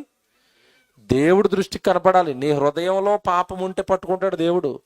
ప్రజలకి నువ్వు తప్పుడు పనులు చేస్తూ కనబడితేనే పట్టుకుంటారు ప్రజలు, కానీ హృదయంలో పాపం ఉన్న దేవుడు పట్టేస్తాడు. ఇప్పుడు దేవుడు దావీదు గురించి ఏం పలుకుతున్నాడు బైబిల్లో ఒక మాట తీయండి. సమూయేలు 2వ గ్రంథం 11వ అధ్యాయం 27వ వచనం చదవండి. సమూయేలు 2వ గ్రంథం 11వ అధ్యాయం 27వ వచనం. అంగలార్పు కాలము తీరిన తర్వాత దావీదు దూతలను పంపి ఆమెను తన నగరికి తెప్పించుకొనగా ఆమె అతనికి భార్య అయిను, అతనికి ఒక కుమారుని కనెను. అయితే ఇది అండర్లైన్ చేయండి. అయితే దావీదు చేసినది యెహోవా దృష్టికి దుష్కార్యముగా ఉండెను. దావీదు చేసింది ఎవరి దృష్టికి దుష్కార్యమట? దేవుడి దృష్టికి దుష్కార్యం. ఏంట దుష్కార్యం? పొరుగువాని భార్యను ఆశించొద్దని ధర్మశాస్త్రంలో ఉన్న 10 ఆజ్ఞలలో ఆజ్ఞ ఉందా లేదా? మీరు చెప్పండి. ఉంది. పొరుగువాని భార్యను ఆశించొద్దంటే ఆశించేశాడు. పొరుగువాడు ఏమైపోతాడో, అతని కుటుంబం ఏమైపోతుందో అని కనీసం ఆలోచించలేదు. భార్యగా తెచ్చేసుకున్నాడు. భర్త ఎక్కడ అడ్డొస్తాడో అని భర్తను మధ్యలో ఏం చేశాడు అంటే, ఒక పక్క వ్యభిచారం చేయొద్దన్న ఆజ్ఞ మీరేశాడు, మరో పక్క నరహత్య చేయొద్దన్న ఆజ్ఞ కూడా మీరేశాడు. మొత్తం మీద ఆజ్ఞలు మీరి దేవుడి దృష్టికి దావీదు ఏమైపోయాడు? దుష్కార్యం. కానీ మనుషులకి ఏమైనా పాపాలు చేసినట్టుగా కనపడుతున్నాడు దావీదు? కనపడ్డా. మనలో కూడా చాలా మంది ఉంటారు, ఎంత మంచోడండి, గురువారం కానీ, బుధవారం కానీ, ఆదివారం కానీ ఏ ప్రార్థనకి తప్పకుండా అలా వచ్చి కూర్చుంటాడు, భక్తుడండి అనుకుంటాం మనం. ఈ భక్తుడి కార్యాలు తెలియాలంటే వెనకాల ఒక్క రోజు మనం వెళ్ళాలా. బయటికి వెళ్ళిన తర్వాత ఉంటాయండి భక్తుడి కార్యాలు. గుట్కాలు తినటం, సిగరెట్లు తాగటం, బూతులు ఆడటం, ఆడిని తిట్టడం, ఈడిని కొట్టడం. అసలు విశ్వరూపాలు బయట ఉంటాయి. గుళ్ళో ఉన్నప్పుడు అందరూ స్త్రీలు ఎలా కూర్చుంటారంటేనండి, నిజంగా నాకు ఎంత ఆనందం వేస్తుంది, అలా ముసుకేసి ఇలా కిందకెట్టి అసలు నాకు ఏం తెలియదు బాబా అన్నట్టు కూర్చుంటారు. అసలు రూపం ఎక్కడ తెలుస్తుంది చెప్పండి? ఒక్కసారి ముసుగు ఇలా తీసిన తర్వాత, అడుగు అలా బయటకు పెట్టిన తర్వాత, ఇంటికి వెళ్ళిన తర్వాత తెలుస్తుంది విశ్వరూపం. నేను చోట మీటింగ్కి వెళ్ళానండి. మీటింగ్కి వెళ్తే ఒక రూమ్లో పెట్టారు నన్ను. ఆ రూమ్లో మాకు రాత్రి నిద్ర పట్టదు. ప్రతిరోజు మీటింగ్లు 12, 1, 2 గంటలకి నిద్ర పడుతుంది. 2 గంటలకి నిద్రపోయి నేను పొద్దున్నే లేవలేను. కనీసం 8, 9 అలాగ అవుతుంది లేచేసరికి. నిద్ర సరిపోదు. ఆ రూమ్లో పడుకున్నామండి. రాత్రి పడుకున్నాం. పడుకున్న తర్వాత ఎర్లీ మార్నింగ్ 6 గంటలకి స్టార్ట్ అయిపోయింది వెనకాల సుప్రభాతం. ఒక ఆవిడ మొత్తం ఇల్లు ఉడుతుంది, ఈ నోటితో ఇంకొకరిని ఊడుతుంది. గొడవ గొడవ గొడవ, బూతులు, గొడవ బూతులు.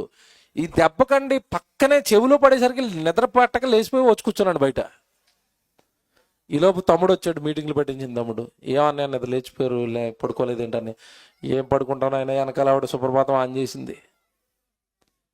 అప్పుడు నేను అన్నాను, ఏటి తమ్ముడు ఆవిడ మరీ ఆ స్త్రీ అయ్యి ఉండి ఆ బండ బూతులేంటి, ఎవరిని తిడుతుంది, నోట్లోంచి ఆ బూతులేంటి, కొంచెం ప్రభు మాటలు చెప్పి దేవుడి సన్నిధి తీసుకొస్తే ఆవిడ మారుతుంది కదంటే, అన్నయ్య మీకు మాట చెప్తాను, ఆ బూతులాడుతున్న ఆవిడ పేరు మరియమ్మ. నాకంటే ముందు బాప్తిసం తీసుకుంది. ప్రతి వారము తప్పక గుడికి వస్తుంది, ప్రతిరోజు ఒకరిని దులిపేస్తుంది అని చెప్తున్నాడు. ఎలాగుంది బతుకు? పేరేంటి, బతుకేంటి, వస్తున్నది ఎక్కడికి, వెళ్ళి చేస్తున్నది ఏం పనులు? మీకు అర్థమవుతుందా?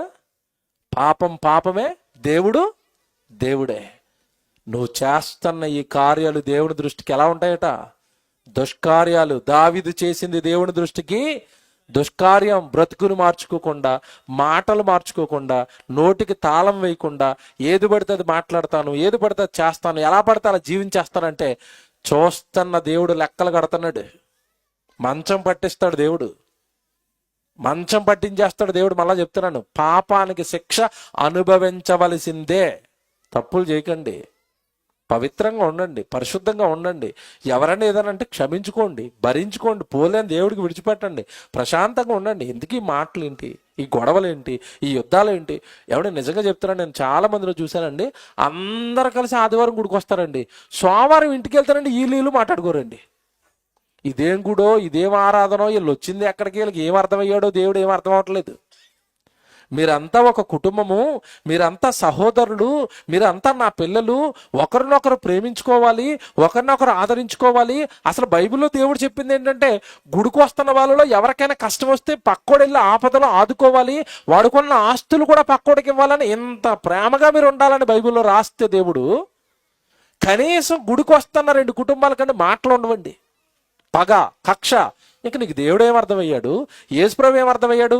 ఈ జీవితాలు కూడా మళ్ళీ చెప్తున్నాను, ఇలా నువ్వు జీవిస్తున్నావా, ఈ జీవితాలు కూడా పాపపు జీవితాలే. సహోదరునికి విరుద్ధంగా మరొక సహోదరుడు మాట్లాడకూడదు. తప్పు చేస్తున్నారు, మీకు బైబిల్ రాదు. గుడికొస్తున్న ఒక సహోదరుడు గురించి గుడికొస్తున్న మరొక సహోదరుడు తప్పుడుగా మాట్లాడడానికి బైబిల్ ఒప్పుకోదు. ఒకవేళ నువ్వు అలా మాట్లాడావా, బైబిల్కి విరుద్ధంగా నువ్వు తప్పు చేస్తున్నావు, పాపం చేస్తున్నావు అంటున్నాడు. ఆయన మంచోడు కాదు, ఈయన మంచోడు కాదు, ఆవిడ మంచిది కాదు, ఈవిడ మంచిది కాదు. ఏం మాట్లాడుతున్నావు నువ్వు? అసలు నీకు ఏం రాదు బైబిల్. యాకోబు గారు రాసిన పత్రిక తీయండి, బైబిల్ చూపిస్తాను నేను. యాకోబు గారు రాసిన పత్రిక, యాకోబు గారు రాసిన పత్రిక 4వ అధ్యాయము 11వ వచనం చూడండి. బాగా తీసుకొని రాసుకోండి. ఇదే యాకోబు గారు రాసిన పత్రిక 4వ అధ్యాయం 11వ వచనం. సహోదరులారా, ఒకనికి విరోధముగా ఒకడు మాట్లాడకండి. ఇగో, ఇతని గురించి నేను విరోధంగా మాట్లాడకూడదు, నా గురించి ఇతను విరోధంగా మాట్లాడకూడదు, అతని గురించి ఇతను విరోధంగా మాట్లాడకూడదు. కారణం, అందరు గుడికి వచ్చిన ఒకే దైవ కుటుంబం, సహోదరులు మీరంతా, ప్రభువుని అంగీకరించిన వాళ్ళు మీరంతా ఒక దైవ కుటుంబం. ఒకడికి విరోధంగా ఒకడు ఏం చేయకూడదట, మాట్లాడకూడదు. అతని తప్పులను వెత్తకూడదు, అతని పాపాలను వెత్తకూడదు, అతని పరువు నువ్వు తీయకూడదు, అతని పరువు నువ్వు తీయకూడదు, నీ పరువు అతను తీయకూడదు. ఒకడికి ఒకడు బహిరంగంగా పబ్లిక్ గా దూషించుకోవడాలు, ద్వేషించుకోవడాలు, ఏమంటే ఇలా ఫైటింగ్లు చేసుకోవడాలు, ఇవన్నీ దైవ విరుద్ధమైన కార్యక్రమాలు. ప్రభులోనికి వచ్చిన వాళ్ళకి రానోడు గొడవలు ఆడుకుంటాడండి, రానోడు పగెట్టుకుంటాడండి, రానోడు కక్షలతో ఉంటాడండి. నువ్వు ప్రభుకు వచ్చావు కదా, నీ పాపాలన్నీ ఆయన క్షమించినప్పుడు, నీ నేరాలన్నీ ఆయన క్షమించినప్పుడు, నీ ఎదుటివాడు ఏదో నువ్వు నీకు ఎడలు తప్పు చేస్తే నువ్వు వాడిని క్షమించు, వాడిని ప్రేమించు, వాడిని గుళ్ళో నిలబెట్టు, వాడికి వాక్యం చెప్పు. దూషిస్తున్నవేంటి, ద్వేషిస్తున్నవేంటి, విరుద్ధంగా మాట్లాడుతున్నవేంటి? ఎంత బాగా చెప్తాడు చూడండి. సహోదరులారా, ఒకనికి విరోధంగా ఒకడు మాట్లాడుకుడి, తన సహోదరునికి విరోధంగా మాట్లాడి తన సహోదరునికి తీర్పు తీర్చువాడు ధర్మశాస్త్రమునకు వ్యతిరేకంగా మాట్లాడి ధర్మశాస్త్రమునకు తీర్పు తీర్చుతున్నాడు. ఎవరికి తీర్పు తీర్చున్నాడట?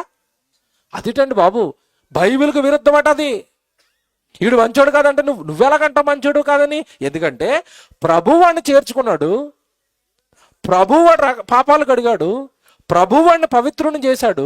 నువ్వెవరు వాడిని తప్పుడు అనడానికి? నువ్వెవడు వాడు మంచోడు కాదనడానికి? ఆయనే మంచోడు అని సర్టిఫికెట్ ఇచ్చి సంఘంలోకి చేర్చుకుంటే, పాపాలు కడుక్కుంటే నువ్వెందుకు అతని గురించి తప్పుడుగా మాట్లాడుతున్నావు? ఇది మనుషులు తెలియక చేసే పాపాలండి. తెలియక చేస్తారు మీరు, మీకు తెలియదు ఇది. నేను మళ్ళా చెప్తున్నానండి, మాకు ప్రసంగాలు బాగా చక్కగా జ్ఞానం నేర్పిన జాన్సన్ అని మాకు ఒకటి చెప్పాడు. అతనికి తెలియక చేస్తున్నాడు బాబు, తెలియదు బాబు, అతనికి తెలీదు. సహోదరునికి వ్యతిరేకంగా సహోదరుడు మాట్లాడకూడదు అన్నది కూడా తెలీదు. అలా మాట్లాడితే నువ్వు ధర్మశాస్త్రం, దేవుడు వాక్యానికే తీర్పు తీరుస్తున్నావు. నువ్వు ఎంతటి పెద్ద పాపం అది, ఎంతటి పెద్ద శిక్ష అది. బైబిల్ లేకుండా పోయింది చూశారు. దైవ భీతిని దూరం చేస్తున్నా భ్రమ. నేను పెద్దోడిని, నేను గొప్పవాడిని, నేను ఎప్పుడు నుంచి వెళ్తున్నాను గుడికి, ఆడెవడండి వీడెవడండి అంటున్నావు అనుకో, అయిపోద్ది నీ పని. సహోదరునికి విరోధంగా సహోదరుడు ఏం చేయకూడదు, మాట్లాడకూడదు. అలా మాట్లాడితే అది ఏమవుతుంది? పాపం. పాపం పాపాలు చాలా ఉన్నాయి బైబిల్లో, తెలియదు మనకి. అక్కడ దావీదు తెలియక చేశాడు ఆ పాపం. ఎవడు అనుభవించేశాడు. అనుభవించేసిన తర్వాత ఎవడు ఉరియాని చంపించేసిన తర్వాత ఏమండి దేవుడు ప్రవక్తను పంపించాడు. ఏ ప్రవక్తను అంటే నాతాను ప్రవక్తను పంపించాడు. ప్రవక్త వచ్చి దావీదు దగ్గరికి, దావీదు నేను నీతో మాట్లాడాలయ్యా అన్నాడు. అయ్యగారు ప్రవక్త గారు వచ్చారు, సెలవు, ఏం చెప్పాలో చెప్పండి అన్నాడు. దావీదు, నేను నీకు ఒక చిన్న విషయం చెప్తాను అయ్యా, నువ్వు రాజు కదా, న్యాయం తీర్చన్నాడు. చెప్పండి అయ్యా అంటే, ఇదిగో నీ రాజ్యంలోనే ఇద్దరు మనుషులు ఉన్నారు. ఒక మనుషుడు బాగా ధనవంతుడు, ఒకడేమో బాగా పేదవాడు. ఈ ధనవంతుడికి బాగా గొర్రెలు ఉన్నాయి, మేకలు ఉన్నాయి, మందలు ఉన్నాయి. కానీ ఈ పేదవాడికి ఒకే ఒక ఆడగొర్రె పిల్ల ఉంది. దాన్ని చాలా గారాభంగా పెంచుకున్నాడు, దాన్ని చాలా ప్రేమగా పెంచుకున్నాడు. ఈ ధనవంతుడి ఇంటికి ఒక రోజు ఓ బంధువు వచ్చాడు, చుట్టం వచ్చాడు. అయ్యా, నేను చాలా రోజులకు వచ్చాను కదా, నాకు విందు చేయని అడిగాడు. విందు చేయని అడిగినప్పుడు, చుట్టం వచ్చి విందు చేయని అడిగినప్పుడు, మేకను చంపాలనుకున్నప్పుడు ఏ మేకను చంపాలి? తన దగ్గర ఉన్న వాటిలో ఏదో ఒక మేకను చంపుకోవాలి. ఈడేం చేశాడు ధనవంతుడు? ఆ ఎదురుగ్గా ఉన్న ఆ పేదవాడు ఉన్నాడు కదా, ఒకే ఒక ఆడగొర్రె పిల్లని పెంచుకున్నాడు కదా, ఆ ఆడగొర్రె పిల్లను పట్టుకొచ్చి చంపి వచ్చినోడికి విందు చేశాడట. ఇప్పుడు చెప్పయ్యా, నువ్వు రాజు కదా, న్యాయం తీర్చు, ఇప్పుడు ఈ ధనవంతుడు ఏం చేయాలి అని అడిగాడు. దావీదు మాట విని అంటున్నాడండి, రౌద్రుడైపోయాడండి, ఉగ్రుడైపోయాడు. ఏడు, నా రాజ్యంలో ఎంత అన్యాయం జరిగిందా? ఆ ధనవంతుడు ఎవడైతే ఉన్నాడో, ఆ ఆడగొర్రె పిల్లలను చంపిన వాడు ఎవడైతే ఉన్నాడో, వాడి మరణ పాత్రుడు, వాడిని ముక్కలు ముక్కలుగా నరకాలంటున్నాడు. ఎవరు? దావీదు.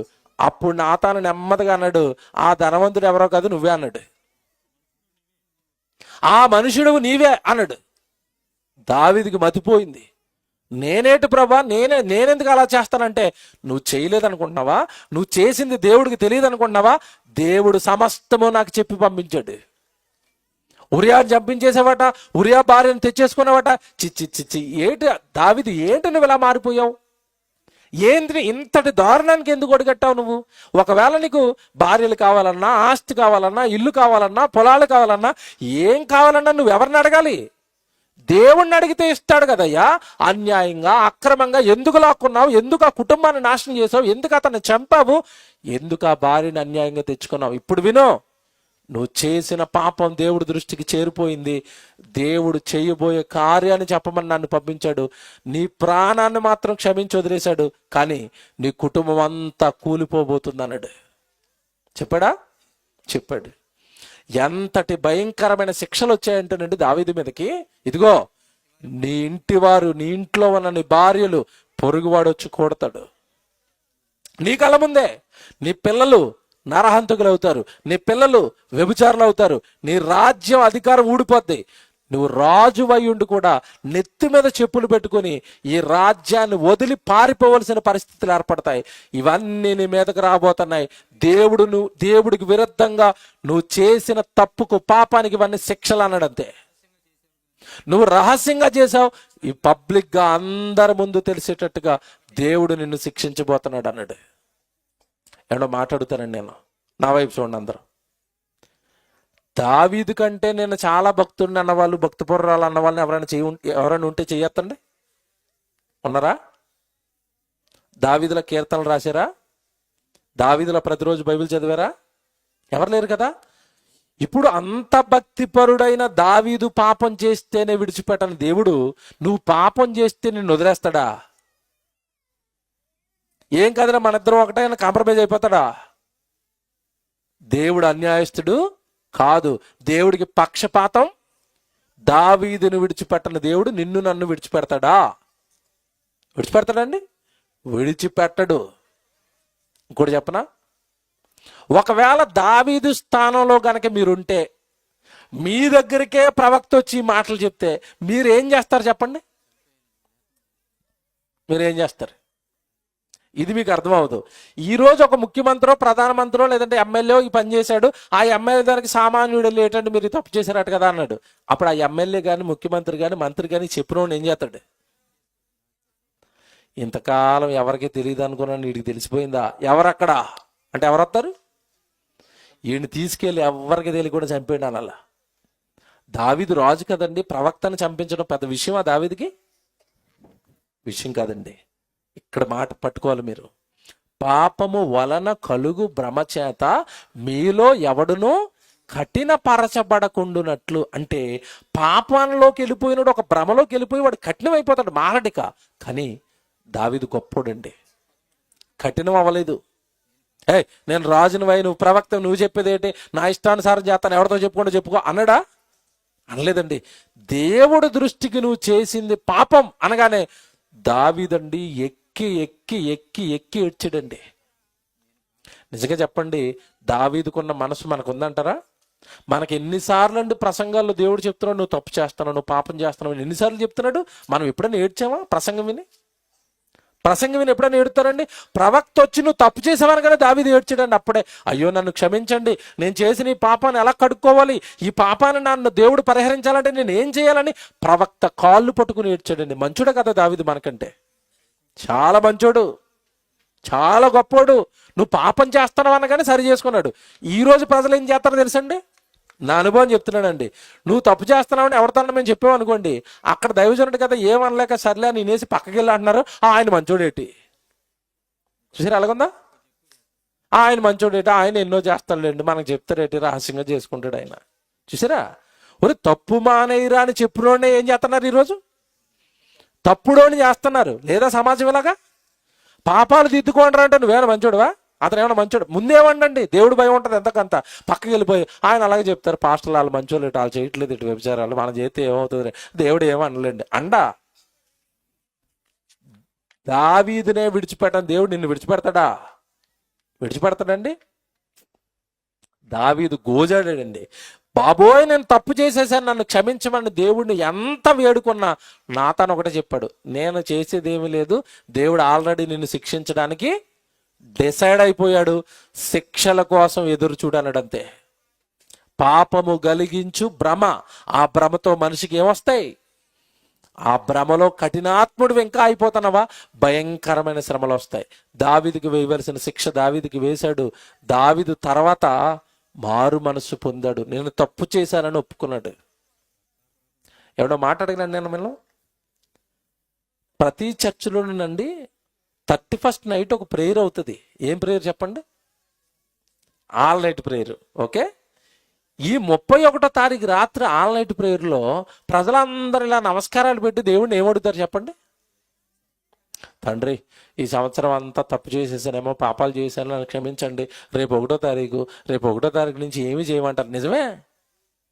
నిజమేనండి. ఆ రాత్రి మాత్రమే ఆ మనసండి. తెల్లారి బయటకు వచ్చిన తర్వాత యథావిధిగా చేసే పాపాలు, చేసే తప్పులు, చేసే నేరాలు యథాతథంగా జరిగిస్తూనే ఉంటారండి. మనిషికి ఏం లేదు తెలుసా? దేవుడు భయం లేదు. మళ్ళా చెప్తున్నాను, బాగా వినండి. భక్తిపరుడైన దావీదు తప్పు చేసినందుకు దావీదుకు వచ్చిన శిక్షలు ఏంటో తెలుసా? శిక్షలు చూడండి, పాట రెడీ చేయండి, పాట చూద్దరు. కానీ ఎవరిని విడిచిపెట్టడండి దేవుడు. దేవుడికి విరుద్ధంగా నువ్వు చేసిన ఏ పాపం నిన్ను విడిచిపెట్టదు, నన్ను విడిచిపెట్టదు. జాగ్రత్త. సమూయేలు 2వ గ్రంథం దావీదుకి ఏమంటున్నాడు చూడండి దేవుడు. 15వ అధ్యాయం 13వ వచనం. దావీదు జీవితం ఏమైపోతుంది చూడండి. తప్పు చేసిన తర్వాత దావీదు ఎలాంటి శ్రమల్లోకి వెళ్ళిపోయాడో చూపిస్తున్నాను. సమూయేలు 2వ గ్రంథం 15వ అధ్యాయం 13. చదవండి త్వరగా. 15వ అధ్యాయం 13వ వచనం. ఇశ్రాయేలీలు అబ్షాలోము పక్షము వహించిరని. ఇక్కడ అబ్షాలోము అంటే ఎవరు అనుకుంటున్నారు? దావీదు కొడుకండి. ఇశ్రాయేల్ అందరూ కొడుకు పక్షం వెళ్ళిపోయారట, దావీదును వదిలేశారండి. ఇప్పుడు ఎప్పుడైతే ప్రజలందరూ కొడుకు పక్షం అబ్షాలోము పక్షానికి వచ్చారో, అబ్షాలోము ఏమంటున్నాడంటే, ఎవడు అధికారి, ఎవడు రాజు, మా నాన్న అయితే ఏమని చంపేద్దాం పదండి అంటున్నాడు. ఎవరిని? నాన్ననండి. సొంత నాన్నని చంపడానికి వచ్చాడు. సొంత కొడుకు, కన్న కొడుకు, కన్న తండ్రి మీద కత్తి పట్టుకుని వస్తున్నాడు. అప్పుడు దావీదు ఏమంటున్నాడు చూడండి. అందుకు దావీదు యెరూషలేమందున్న తన సేవకులందరికీ ఇలాగూ ఆజ్ఞ ఇచ్చెను, అబ్షాలోము చేతిలో నుండి మనము తప్పించుకొని రక్షణ నొందలేము. ఆగాలి, ఇక్కడ ప్రశ్న అడుగుతాను. దావీదు ఏమంటున్నాడు? అబ్షాలోము చేతిలో నుండి మనము తప్పించుకొని మనం ఏం పొందలేం. వస్తున్నది ఎవరు? కొడుకు చేతుల్లో నుంచి ఎందుకు తప్పించుకోలేడు? ఒకప్పుడు చిన్నతనంలోనే, చిన్నోడుగా ఉన్నప్పుడే, బాలుడుగా ఉన్నప్పుడే వెళ్ళి గొలియాతు తల నరికాడే. ఎందుకు దావీదు ఎలాగైపోయాడు? గొర్రె పిల్లలు చంపడానికి సింహం వస్తే సింహాన్ని చీల్చేశాడా? ఆ దావీదేనా ఈ మాట అంటున్నాడు? ఆ దావీదే.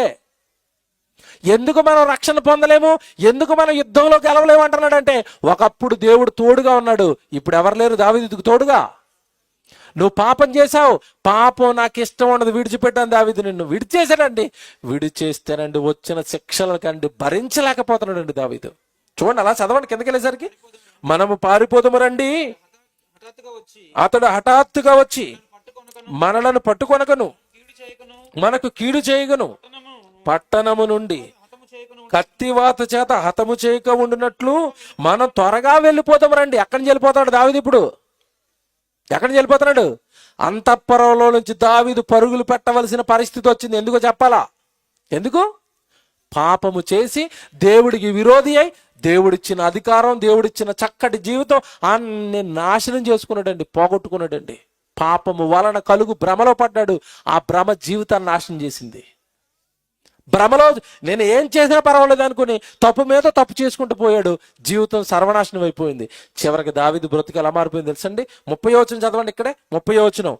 అయితే దావీదు ఒలివ చెట్ల కొండకు ఎక్కుచూ ఏడ్చుచూ తల కప్పుకొని పాదరక్షలు లేకుండా కాలి నడకన వెళ్ళెను. రాజు పరిస్థితి చూడండి ఎలాగైపోయిందో. కొండల్లోకి పారిపోతున్నాడట, కాళ్ళకి చెప్పులు లేవట, ముఖమంతా కప్పేసుకున్నాడట. అబ్షాలోము ఎక్కడ చంపేస్తున్నాడని ఒక దొంగోడు పారిపోతున్నట్టు కొండల తట్టు పారిపోవలసిన పరిస్థితులు ఏర్పడ్డాయి. ఎవరికి? ఎందుకో చెప్పండి? ఎందుకు అంతఃపురంలో ఉన్న జీవితం కొండల్లోకి ఎందుకు పోయింది? అందరితో, ప్రజలతో చక్కగా ఆనందంగా, భార్యలతో సంతోషంగా, పిల్లలతో ఆనందంగా గడిపే జీవితం ఎందుకు కొండల్లోకి వెళ్ళింది? ఎందుకు కష్టాల్లోకి వెళ్ళింది? ఎందుకు కన్నీళ్ళలోకి వెళ్ళింది? ఎందుకు బాధల్లోకి వెళ్ళిందో నాకు చెప్పాలి. పాపము కలిగించు భ్రమ వద్దు అన్నాడు దేవుడు. పాపము వద్దయ్యా, వ్యభిచారం వద్దయ్యా, పరాస్త్రీని ముట్టొద్దయ్యా అన్నాడు. వినవు కదా మనం. పరాయి పురుషుడు అంక చూడొద్దమ్మా అంటాడు, వినం కదా మనం. ఎవడొకప్పుడు ఈ వ్యభిచారాలకి, అక్రమ సంబంధాలకి పట్టణాల్లో జరిగేవండి. ఇప్పుడు పట్టణాలు లేవు, పల్లెలు లేవు, ఎక్కడికి వెళ్ళండి ఇవే గొడవలండి బాబు. ఇవే గొడవలు, ఇవే పంచాయతీలు. నీతి లేదు, నియమం లేదు, నిబద్ధత లేదు. భర్తతోనే ఉండాలి, భార్యతోనే ఉండాలి. ఏమండి, దేవుడు భయం మర్చిపోయి బ్రతుకుతున్నారా? దావీదునే విడిచిపెట్టాలి దేవుడు, నిన్ను నన్ను విడిచిపెడతాడా? దావీదు బ్రతుకేమైపోయిందో చూపించాను. ఇప్పుడు దావీదు ఎంత కష్టాల్లోకి వెళ్ళిపోయాడు చూపించాను.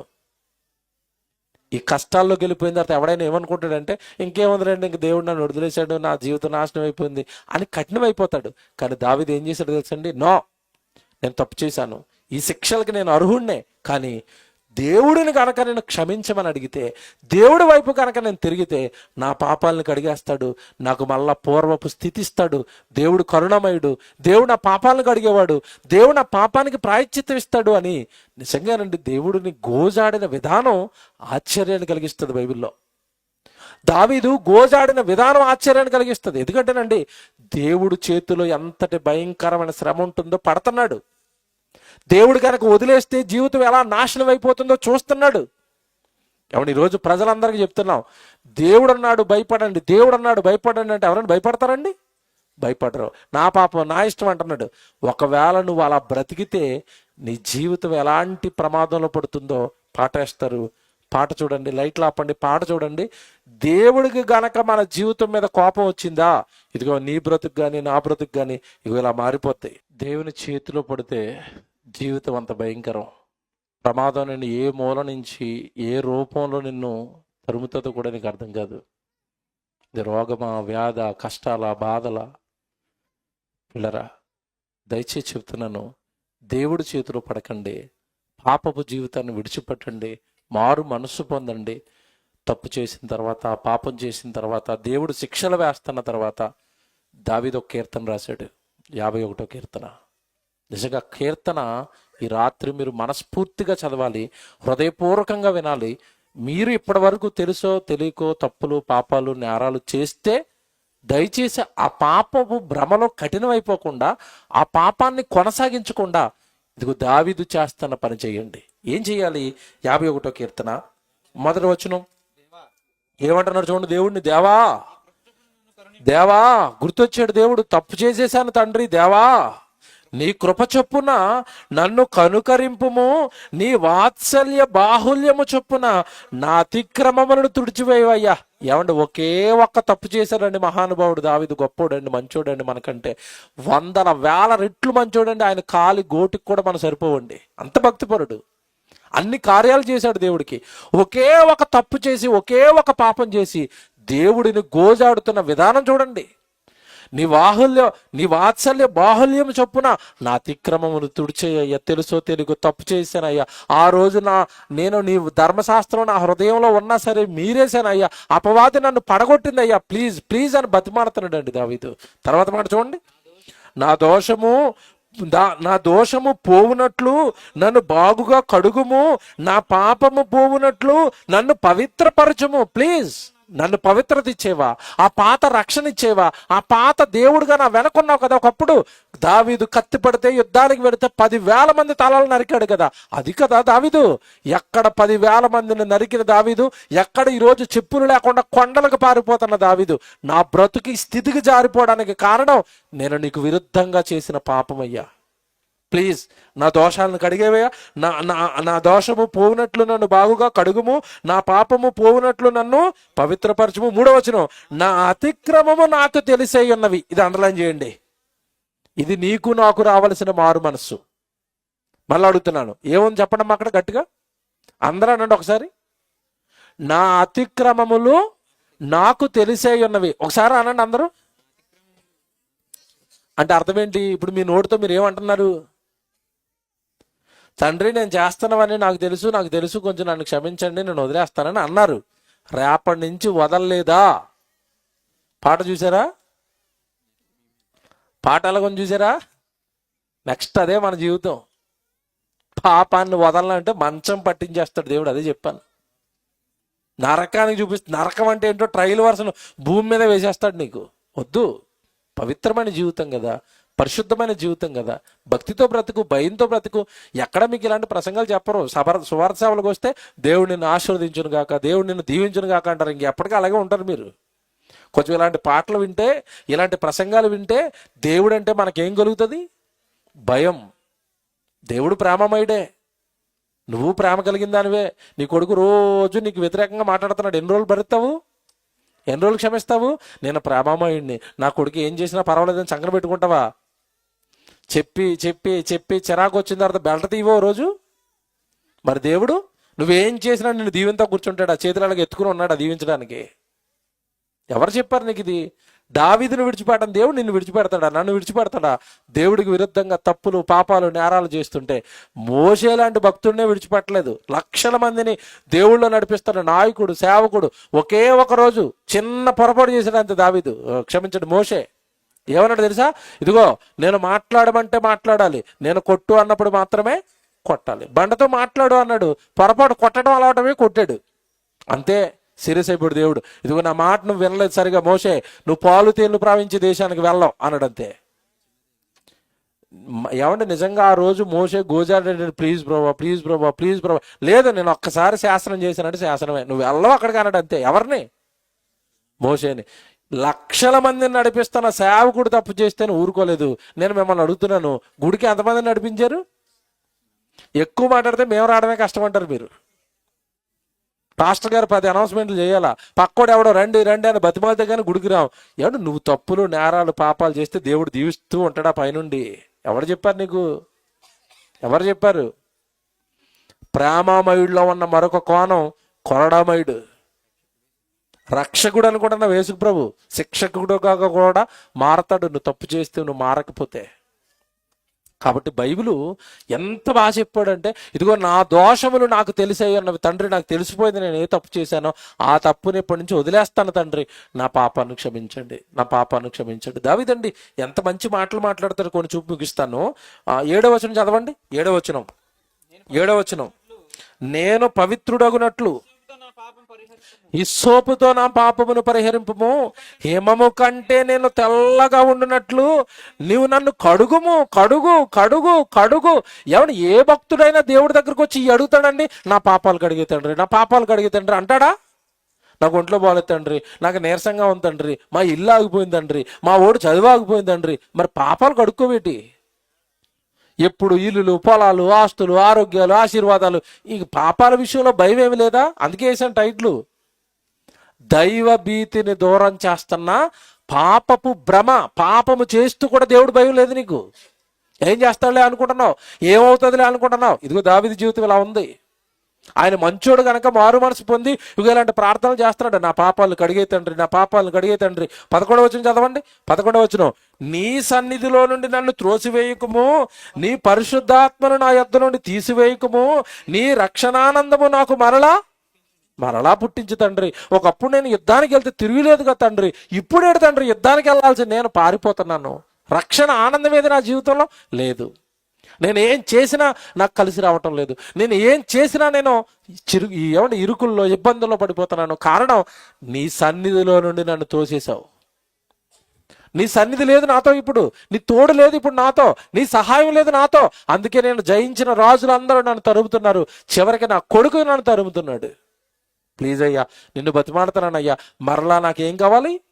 ఆ రక్షణానందం, ఆ పూర్వపు దావీదులా మారాలి. నీ సన్నిధి కావాలి, నీ తోడు కావాలి, నీ సహాయం కావాలి. నేను నా పాపాన్ని నీ ముందు ఒప్పుకుంటున్నాను. కొంచెం నా పాపాన్ని నువ్వేం చేయాలి? క్షమించు, కడుగు. ఎంతమంది అడుగుతున్నారు ఇలాగా?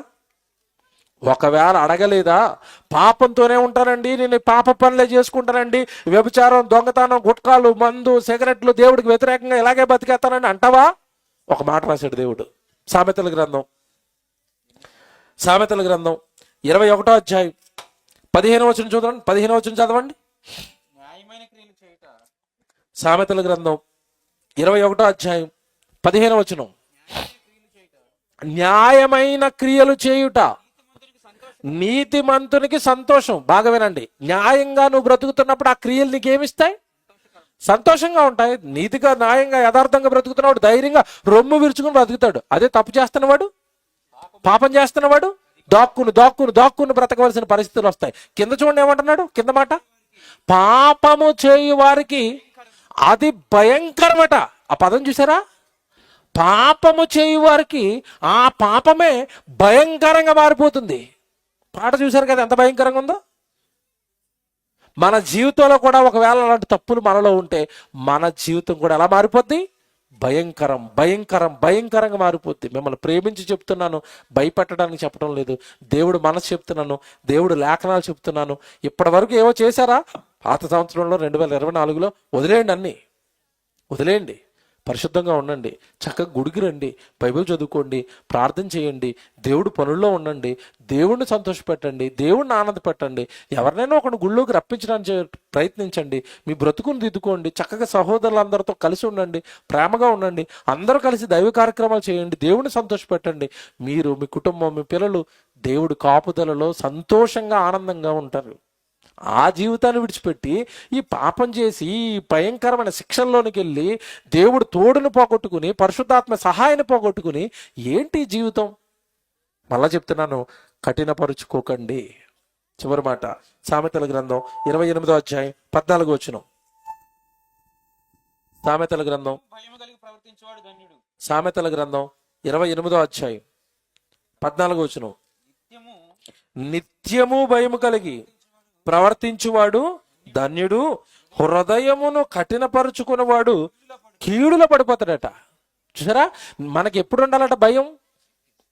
దైవ భీతిని మరిపించింది భ్రమ. కానీ మనకి దేవుడు భయం ఎప్పుడు ఉండాలి అంటే, ఏదో ప్రసంగం విన్నప్పుడు, ఆదివారం గుళ్ళో ఉన్నప్పుడు దేవుడు ఉన్నాడని భయపడటం కాదు. భయం ఎప్పుడు ఉండాలట?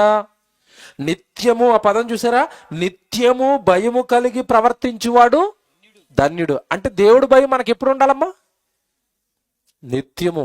ఆదివారం ప్రసంగం విన్నప్పుడు, లేదా ఈ రాత్రి ప్రసంగం విన్నప్పుడు భయపడటం కాదు. నీకు దేవుడు భయం రోజు ఉండాలి, రేపు ఉండాలి. రేపు తప్పుడు మాట మాట్లాడడానికి నువ్వు ప్రయత్నిస్తున్నావు అనుకోండి, అమ్మో దేవుడు తప్పుడు మాటలు మాట్లాడొద్దన్నాడండి. దేవుడు ఎవరికైనా విరుద్ధంగా మాట్లాడడానికి నిన్ను ప్రేరేపిస్తుంది అనుకుంటే అపవాది, అమ్మో దేవుడు వద్దన్నాడండి. ప్రతిదానికి భయపడుతున్నావా? మాటకి భయపడుతున్నావా? చేతలకి భయపడుతున్నావా? వాక్యం చదువుకోవట్లేదని భయపడుతున్నావా? దేవుడి సన్నిధి సరిగా రావట్లేదని భయపడుతున్నావా? దేవుడి పనికి నేను ఏమి చేయలేకపోతున్నానని భయపడుతున్నావా? ఈ భయం నిత్యము నీలో ఉండాలి. మళ్ళీ చెప్తున్నాను, నిత్యము దైవ భయము కలిగి ఉంటే నువ్వు బాగుంటావు, క్షేమంగా ఉంటావు. లేదా హృదయాన్ని గనక నేను కఠినపరుచుకుంటాను, ఆ ప్రసంగాలు అలాగే చెప్తారండి, నేను కొన్ని సంవత్సరాల నుంచి చేస్తున్నానండి, పాపం నాకు ఏమైందండి అన్నావా? తర్వాత మాట చూడండి, అక్కడ ఎంత బాగుందో, హృదయమును కఠినపరుచుకుని వాడు కీడులో పడతాడు. ఆ పడక మునిపే దేవుడిని హెచ్చరిస్తున్నాడేమో, ఆ కీడులోకి నువ్వు వెళ్ళిపోతావని నీ మీద ప్రేమతో ఈ సభలు పెట్టించాడేమో. ఆ ప్రమాదంలోకి నువ్వు వెళ్ళిపోతావని తప్పించడానికి ఈ మాటలు నీతో చెప్పిస్తున్నాడేమో. నీ పాపాన్ని భరించి భరించి భరించి శిక్షిద్దామనుకునే ముందు ఆ నాతాను ప్రవక్తని దావీదు దగ్గరికి ఎలాగైతే పంపించాడో, ఈ రోజు ఈ సభల ద్వారా దేవుడు వాక్యం నీ దగ్గరికి వచ్చి మాట్లాడుతుందేమో. ఒక్కసారి నీ హృదయాన్ని పరీక్షించుకో. నిజమేనండి, చాలా సంవత్సరాల నుంచి తప్పు చేస్తున్నానండి, చాలా సంవత్సరాల నుంచి నేరాలు చేస్తున్నానండి, చాలా సంవత్సరాలు సరిగా గుడికి వెళ్ళటం లేదండి, సినిమాల్లో పడిపోయాను, బూత్ సినిమాల్లో పడిపోయాను, లేదంటే సీరియల్లో పడిపోయాను, లేదంటే లోక సంబంధమైన వేటిల్లోనూ పడిపోయాను, దేవుడికి నేను వెళ్ళటం లేదు, దేవుడు మాటలు వినటం లేదు, దేవుడు కోరుకున్నట్టుగా పవిత్రంగా నేను బ్రతకటం లేదని నీ హృదయం గనక నిన్ను ఈ రాత్రి హెచ్చరిస్తుంటే ఇప్పటితోనే అవి వదిలేసేయి. పరిశుద్ధంగా ఉండు, పవిత్రంగా ఉండు. ప్రారంభపు వచ్చిన మరలా జ్ఞాపకం చేస్తున్నాను, మనందరికి ఒక పిలుపు ఉంది. ఏ పిలుపు? పరలోకంలో పిలుపు. ఆ పిలుపు నువ్వు పాపం చేస్తే భూమి మీద జీవితాన్ని పాడు చేసుకుని చచ్చిపోయిన తర్వాత ఆ పిలుపు అందుకుని పరలోకం వెళ్లకుండా నిత్యాగ్ని దండనకు వెళ్ళిపోయి యుగయుగాలు కాల్చేసే అంత భయంకరమైనది పాపం. మీరు ఎంత చదువుకున్న సామెతలు 21:15 చూసారా? అది నీకు ఎలా మారిపోతుందట? పాపం ఎలా మారిపోతుందట? భయంకరం. పాపం భయంకరం అండి, పాతాళానికి పంపించే అంత భయంకరమైనదండి. నీ ఆత్మను యుగయుగాలు కాల్చేసే అంత భయంకరమైనదండి. నిత్యాగ్ని దండంలోనికి నిన్ను నెట్టి కాల్చేసేటంత భయంకరమైనది పాపం. కనుక నా సహోదరులుగా, అన్నలుగా, తమ్ముళ్ళుగా, అక్కలుగా, చెల్లెలుగా, తల్లులుగా, తండ్రులుగా మీ అందరితో చెప్తున్నాను, పాపానికి దూరంగా జరగండి, పవిత్రమైన జీవితాలు జీవించడం ప్రారంభించండి.